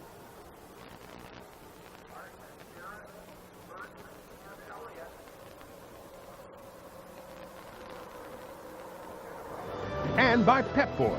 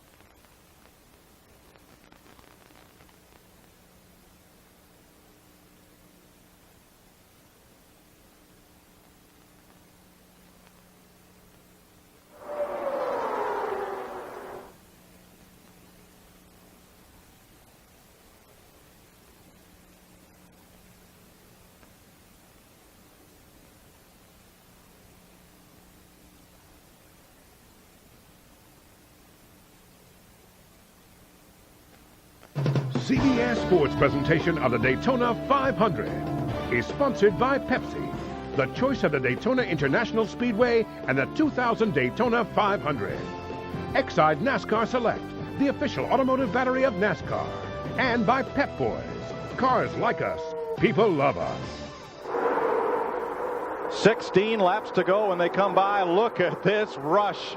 3 abreast, back at about 15th place. Scott Pruitt in the middle in that 32. He said he needed experience. Believe me, he's getting it right now. 1 lap ago. Mark Martin try to move on Johnny Benson, and Johnny slammed the door hard in Martin's face. They are running some very fast laps right now. Over 191 miles an hour the last time around. And that's some of the fastest laps we've seen today. And Johnny Benson hanging right in there, holding off that bunch of Fords behind him. Pretty good for a fellow who didn't make the show here 2 years ago. Bill? Mike, you mentioned Johnny Benson slamming the door on Mark Martin after the last pit stop. Johnny told his crew that that car is so good now, he can keep it as low on the racetrack as he wants. And he said, if anybody wants to get around me, they're going to have to get me on the high side. Ralph Shaheen. Dale Earnhardt Jr. is going to get sent to his room after this race. Dale Earnhardt Sr. just radioed in, said that 8 car just cost us the race. Who's driving that thing anyway? Who's he work for? In fact, he's not helping us out at all, guys. He works for his dad, who called that in. And I think he just got slammed to the back by Bobby Labonte. Good bet that Jarrett in third and Jeff Burton in fourth. 2 Fords will link up and make a run at the front. But you got Mark Martin there, who is Jeff Burton's teammate. They work awfully close together, so they try to help each other if possible. But any of us going to try to do whatever they can to win the Daytona 500. You're exactly right. And I'm watching Mark Martin move to the outside right there, taking a look. He's moved left side, right side. He's trying a lot of things right now. If he can get Johnny Benson to start working that mirror and get him offline, somebody will get by. 14 laps, 35 miles to go. Father and son. Martin went high, expected Dale Jarrett and Jeff Burton to go with him. Jarrett went to the inside, though. Now let's see what Jeff Burton does. He'll probably go with Martin and leave Jarrett down on the inside. Benson's trying to leave nobody to draft off him. He's trying to close the hole. He does it. Benson gets back to the bottom and hangs on. Mark Martin hung out to dry. Everybody's going by him. When you run at the front, you have no friends. Wow. 13 laps to go. It's not over yet.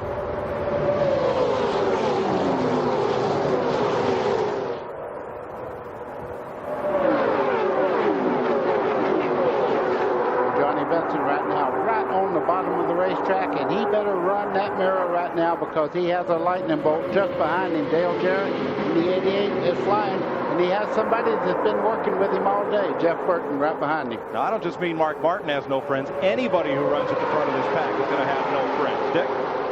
I'm with Jimmy Fennick. Jimmy, it looked real tough back there. Just clothesline to the back of that draft. Now what can you do? We just got to hang on until we get caught back up. I guess you don't get no friends out there, not even in the Ford camp. No, you sure don't. To Ralph. We're with Todd Parrott here, who's on the radio to his driver. Todd, how are you going to get Johnny Benson? I don't know. You have to ask Dale. He's the one driving. I'm sure he's been here a lot. Just see what happens. He's ready to go. Don't nobody know what's going to happen. They're going to leave it up to the driver, Mike. Benson may get a little help as Earnhardt Jr. runs Michael Waltrip down to the yellow line. Here comes that green car of Bobby Labonte. Labonte's picked up Mark Martin's draft. Bobby Labonte's coming back to the front. He is sad. He was penalized not long ago. Had to go to the back of the field and got a splash of gas and went back out there. And he is flying now. We have seen him make some late race charges here at Daytona. He's making one of them right now. 7th place, Labonte. Here's Michael Waltrip, our nation's rent cam. He's in the thick of this battle. 11 laps to go. Jarrett is trying to become the 4th driver to win 3 or more Daytona 500s. Richard Petty, Cale Yarborough, Bobby Allison. And how about Johnny Benson? And how about Bill Elliott? He has been strong since he unloaded that car here in Daytona. He might be the sleeping giant in that first 5. 5 cars beginning to pull away. Rusty Wallace in the 5th position. Benson holding her right down on the bottom of that racetrack. Now, that's impressive when he only changed 2 tires on that last stop. And what's impressive about that is he can stay down there and he can use a lot of racetrack because he is the leader. It's his racetrack to protect the lead. He has cut a couple of cars off, but it's going to get tougher to do that as they get down to the last 5 laps or so. You cut a couple off, wouldn't you, if you were leading the Daytona 500 with 10 to go? Let me tell you, I do it in 5 laps into the race, so it didn't matter. I mean, if you're leading and you want, that's the safest place on the racetrack is out front. 5 months ago, Johnny Benson was looking for a ride for the 2000 season, and now he's 9.5 laps from winning the Daytona 500. But that is such a long time, and so much can happen. And I'm noticing the back of that 10 car dancing just a little bit in the center part of the corner. Would that be a sign maybe that those left side tires might be giving up a little bit, buddy? Well, he's got a lot of laps on it, and right now I did notice that car. If anything, though, he does not have a push, so that has been a problem all the way through the whole race. His car's pushing. He's starting to hang the back up. You see him dance right there. You're riding with Dale Jarrett. Wally Dallenbach is just taking his car to the garage, joining Derek Cope, Joe Nemechek, and Bobby Hamilton. Mike, no matter whether Johnny Benson wins or not, he's wrote a piece of history here. He's worked very, very hard. He's leading the Daytona 500. He's the man to beat right now. Let's talk numbers. The first time a car numbered 10 ever won at Daytona in a Winston Cup race, 1985. Greg Sachs won the July 400 miler. Oh, trouble! Off turn 4, Michael Waltrip goes spinning in front of the pack, and here they come. 4 cars spinning. John Andretti, Kenny Wallace, 9 car. Stacy Compton goes down pit road. Elliott Sadler gets caught up in it. Now they'll race back to the flag. And, you know, I think they'll get this cleaned up before the 4 races over. They'll get it restarted, but you want to be in front when you restart because you won't have many laps to go, so they're going to race right back to the flag. That's right, Ned. The leaders have not taken the caution flag. The accident happened behind them. Here comes Benson up in turn number 3. Jarrett a car length behind him. Wallace trying to gain some ground. That's Burton in third. And then Bill Elliott. Wallace trying to gain on them. And here they come to the flag for the caution flag with 8 laps to go. Benson holds them at bay. And we'll have to see if we can clear the debris and get this race restarted. And Elliott Sadler is sitting right in the grass at the start-finish line down here with the nose caved in on that car. They need to get out there and get that car out of the way. Too bad for him, though. That was a wreck he had nothing to do with. I was kind of looking at that wreck when it happened. Looked like Earnhardt might have got into, well, we'll wait and see the replay. I don't guess. Damage to Kenny Wallace, one of the Winston Noble 5 bonus cars. And Sadler, the second-year driver from Virginia, trying to get his car into gear and back to the pits. Not going to happen. He takes the helmet off. And the 50th anniversary season for the Wood brothers at Stewart, Virginia, who've won this race 4 times, ends. Chad Little has spun under the caution here. A lot of damage to the front of that car. And Ed Barrier pulls away where Chad Little is. There's Elliott Sadler. He's okay. Car is not. Boy, I guarantee you right now, Johnny Benson's heart's beating harder than any car around here today. I guarantee you. I've been in this position. You know, it's probably going to be a drag race to the finish. And you're going, okay, all I have to do, and if anybody remembers Jeff Gordon missing the shift on the start, he had dominated the race in Pocono and come down to the last little bit of the race, missed the shift. So it's never won just because you're out front. Now, one thing, this will be a single file restart. We're under 10 laps to go, so you won't have lap cars to contend with up there. Now, this caution could have helped Johnny Benson there because his tires, we were noticing his cars begin to wiggle a little bit. Those tires will get cooled off. He might be able to hold him off. Let's go to the pits and Dick Berggren. I'm with Elliott Sadler. You okay? Yeah, we're okay. We just, guys getting a little anxious there at the end and tried to stop with the glare so bad. I couldn't see Michael sideways in front of him. I couldn't tell which way his car was going and just T-boned him in the side. And just apologize to all the fans of Sitco. I tell you, we had us a good top 15 run going, and that's where we're going to finish. But again, Daytona bit us, so we'll try to get him back in Rockingham. Last year, he only failed to finish in 2 races. Daytona 500 was one of them, Mike. That's right, Dick. And here comes Earnhardt to pit road under the caution, along with Robert Presley and several other cars. I expect they'll come in and take on new tires and just see if they can make a run for it here at the end. Well, let's see what happened to bring out the 5th caution flag of the day.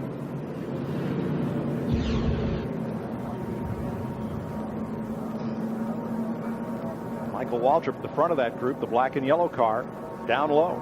And he gets the run, makes it 3 abreast coming off of the turn. Coming out of the corner there, Earnhardt on the outside.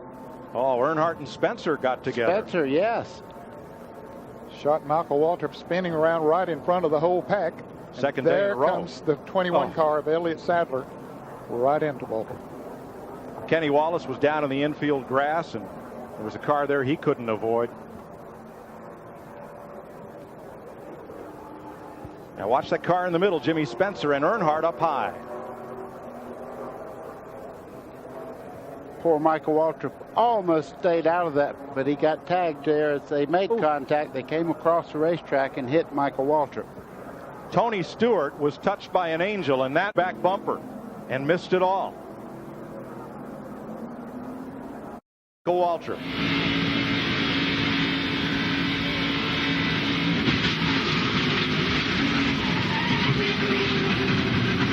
I think he figured that he had those cars cleared, but he was passing coming off the corner there, and all of a sudden it came into him. That's Elliott Sadler spinning after he runs into Michael Waltrip. Nowhere to go. All that smoke right into the sun. Let's ride with Mike Skinner. Wow, he had an angel riding with him too. And that's what you can see. That's a great, great shot. Michael Waltrip.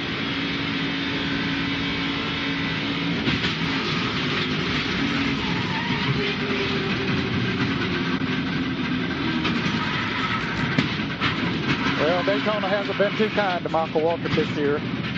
Got on the roof yesterday and this here today. We're under caution with 6 laps to go. 5 to go when we come by, trying to finish the Daytona 500 under the green flag. Welcome back to Daytona International Speedway. Let's watch from Dale Earnhardt. Squeezed up there by Michael Waltrip and gets away with only a little minor body damage. And Earnhardt made a pit stop during this caution. Tony Stewart, how'd he get through this? Good drive, paying attention. That's exactly right. He accelerated and braked just perfectly through there. Well, as they line up and come down for 4 laps to go under the caution, let's revisit. Caution car is off. It'll be 4 laps to go. 1 Pontiac against 5 Fords behind them, and the Fords are looking for revenge. Bill Elliott nearly had a 3rd win in 1997, and 6 laps to go. The 3 Rick Hendrick Chevrolets ganged up on him and passed him for the win. Will the Fords get their revenge on General Motors in these 4 laps? Tighten your seatbelts. I always did that. This is bare knuckle now. Throw the gloves away. Here's Jerry trying to go high. Benson went high. Here's Jerry trying to go low. Benson comes back down to the inside, but Jerry gets on the inside of it. Oh, he's going to drop back. Here comes Jeff Burton also by on the inside. Benson tries to hold him off, but Bill Elliott is coming with the 3 on the inside. Well, you got the Ford lane, you got the Pontiac lane. Oh, too bad for Johnny Benson. No defense there. Here comes Rusty Wallace to take the spot away. Mark Martin's ganging up on him, and Bobby Labonte also moving in here. Labonte also coming low as Benson gets clotheslined, hung out to dry outside the draft. He finally finds a spot there at 7. No, he's still caught out there right by himself, and he's dropping back like rain through a drain. Well, 3 wide going into the first turn, but cars back in there trying to pick up positions. And just 3 laps to go. The strongest Ford here all week has been Dale Jarrett, the defending Winston Cup champ. He got in a practice crash yesterday afternoon, sustained damage. Is that still the best Ford here? We are 7 miles from finding out. Well, he's got some awful good cars behind him. He's going to have to use everything he can winner to pull this off, because Jeff Burton has already proved that he can pass Bill Elliott, one of the fastest cars. Trouble, car in the wall. Turn 4, 1 car comes sliding down the track. In the wall is Spencer, Jimmy Spencer. Caution is out. Did the leaders get the caution? Yes, they did. They did get the caution when they came back. The chances are this will be the race, because they would have been scheduled to get the white flag the next time back. Jimmy Spencer's car stops 5 feet shy of that finish line, where all last evening fans were autographing their signatures on the yellow painted line at start finish. Race is done. I don't think the leaders are quite sure whether they got the caution or not, but I saw the caution come down in front of them, but Dale Jarrett's taking no chances. And Ned, in the glare, Spencer's car is going to be hard to see against the wall. All the spotters on the radios to their drivers, stay low. And here they come. Jarrett gets the white and the yellow flag, and Dale Jarrett is going to win the Daytona 500 for the 3rd time. And up there, Melissa Brown from Pennsylvania is also a $1 million winner, thanks to the Winston Noble 5 bonus program. Oh, Ned, that ride home's going to be sweet, isn't it? Yes, it will. Going to win over $2 million here today, the largest purse ever for a NASCAR Winston Cup race. And Dale Jarrett's crew, new this year, the tire changers and Jack Bennett tire carriers. They helped propel that car to victory. Hopefully Jimmy Spencer's just fine. So Jarrett, who has quite a history of winning on CBS. Yes, he does. He likes to run in these CBS races. He won at Michigan last year. He won here in the Pepsi 400 at Daytona in July. So, yeah, been good to him. Jeff Burton is second on this final lap. Remember, he must come around and take the checkered flag to be the Daytona 500 winner. Let's check with Ralph. Well, Todd Parrott, congratulations. I see the tears of joy coming down your face. I know what Daytona means to you. We talked to Victory Lane here in Pepsi. Tell me about it here today. How does it feel? Give me about, hold on a minute. Where's he at, Bob? He don't count his chickens till they hatch. I'll tell you how it feels when he crosses that start-finish line. It's an awesome feeling. The guys have done a great job again. You know, I mean, they fought so hard. Robert Yates' engine, I can't believe it yet. Whether it's at 190 miles an hour or 70. And Dale Jarrett loves Daytona. He's a champion of this race for the 3rd time. Jimmy Spencer is out of his car. He's going to be to get to the ambulance. That's 18-degree banking there. And Spencer, gathering himself, going to get a little help after the field comes by to get down and get the ride to the care center. Boy, I tell you, some are happy, and I'm sure Spencer right now got so close, but you just have to wonder if he didn't maybe cut that tire as they made contact coming out of the corner up there just a few laps before that. Could have happened. Spencer, former champion in NASCAR's modified division, and one real tough customer. Will be a Rockingham next week. You know, I'm just thinking what has to be going through Dale Jarrett's mind right now. 3 times the biggest race that we run. Look at Earnhardt. Comes up to give him a donut on the side of that car. That's tradition there. Yep. He hits everybody that beats him. I'm glad Dale pulled his arm back in when Earnhardt came up there. Ned, 2 weeks ago, you and Dale and your to home of the Masters. And in high school, you wanted your younger son, Dale, to be a golfer, not a racer. And I'll tell you, that was a real treat to play at Augusta National, where CBS will be televising the Masters a little bit later on this year. But that was something very, very special. I'm glad he didn't listen to me and become a golfer, even as great as those guys are. Like this better right now. Let's show you what happened to put the 500 under caution for the final time. This is from Mike Skinner. Look on the right side of your screen. Oh, wham. You can see the right front just blew out straight up into the wall. A hard hit for Jimmy Spencer. There's that tire shredded as it grinds itself away along the outside wall. And you're wondering why he isn't slowing down. The brakes have been long gone. Dale Jarrett is a 3-time winner of the Daytona 500. In this 42nd annual running, he joined 7-time winner Richard Petty, Cale Yarborough, and Bobby Allison as the only drivers in the history of this race to win it 3 or more times. That's good company to be in. And money, what are you talking about? $2 million, over $2 million he's made in a week and a half. Well, he'd already won about, I think, over $200,000 winning the Bud Shootout last week and winning the pole. And big payday. That's going to be a heavy plane going back to North Carolina, Ned. A couple of suitcases full. Well, I think what will happen, see, he won't get to go back to North Carolina tonight because that car will be put in the Daytona USA here tomorrow morning, and he'll stay over for that.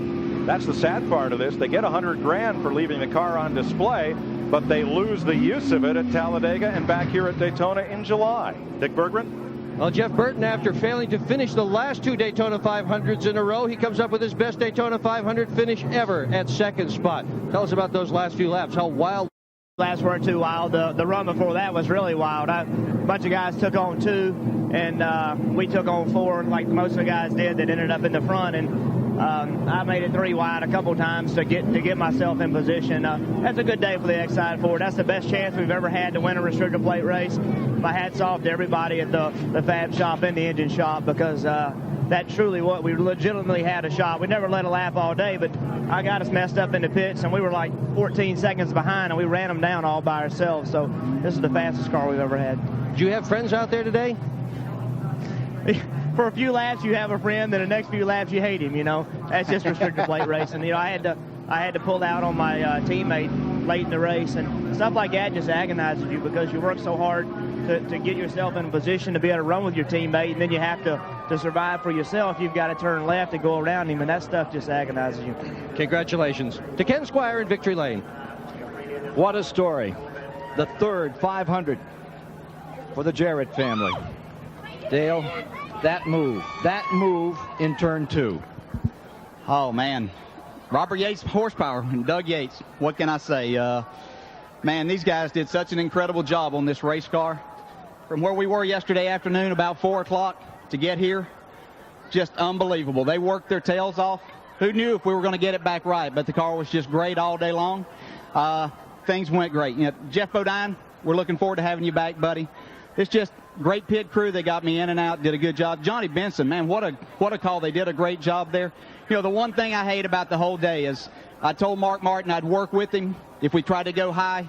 He went high. I started with him, and I saw the 99 dive below me, and I had to protect my position, and I left Mark out there, and I regret that. I don't tell somebody I'm going to do something and then turn around and do something different, and it was just a matter of trying to protect my position. So, Mark, I hate it. No, that doesn't do any good, but I thank Ford Quality Care, Ford Credit, Coca-Cola, Fleetwood, Motorcraft, Planters Peanuts, everybody that helps do this Power Bar.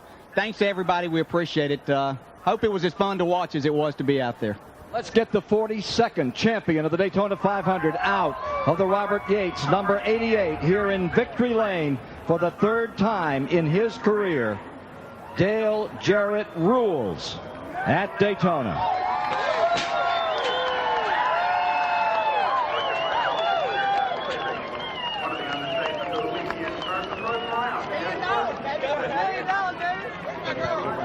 Well, Johnny, that was a tremendous run at the end of the race there. Tell me about when they made the pass on you. Did you give them everything you had? Well, yeah, I wasn't going to let them by. What are you talking about, man? Dale Jarrett, awesome, great job. And it was just, it was just one of those deals that we couldn't, I couldn't stay there, and I knew the Fords are going to gang up on us. The Fords have been really good all weekend, but I'm proud of these guys in this Pontiac. I mean, we got a sponsor who liked us for the year. If we'd have wrecked on that deal, I'm still way proud of these guys. So I tell you what, I wish we would have won it. I wish I hated that yellow, but that's just how it falls. For Johnny Benson, a 12th place finish, Dick Berger. It's been a tough year or two for Bill Elliott. Is 3rd a good day for you? 3rd's fantastic. I think after the year we had, we come down here, we qualified 3rd, we won our 125, and we come home 3rd today. Especially there, the middle part of the race, we got a little bit behind. The car got tight behind other cars. We kept adjusting. Kept working on the car here and there, and finally got it really good at the end. But still, depending on who helped you, I knew when we hung the 10 car out there, he was done, and, they hung me out there, and I was able to get back in line just a little bit ahead of Rusty there without losing too many spots. And, I finally got my car where I could run the corner wide open, because it looked like a lot of the guys got really tight and had to run up a racetrack, and that's what happened to me there middle part of the race. Good run. To Mike Joy. Jarrett and Elliott are the only 2 former winners to finish in the top 10, which included 1 rookie driver. We'll be back with the results and the presentation of the Harley Earl Trophy when we return to Daytona.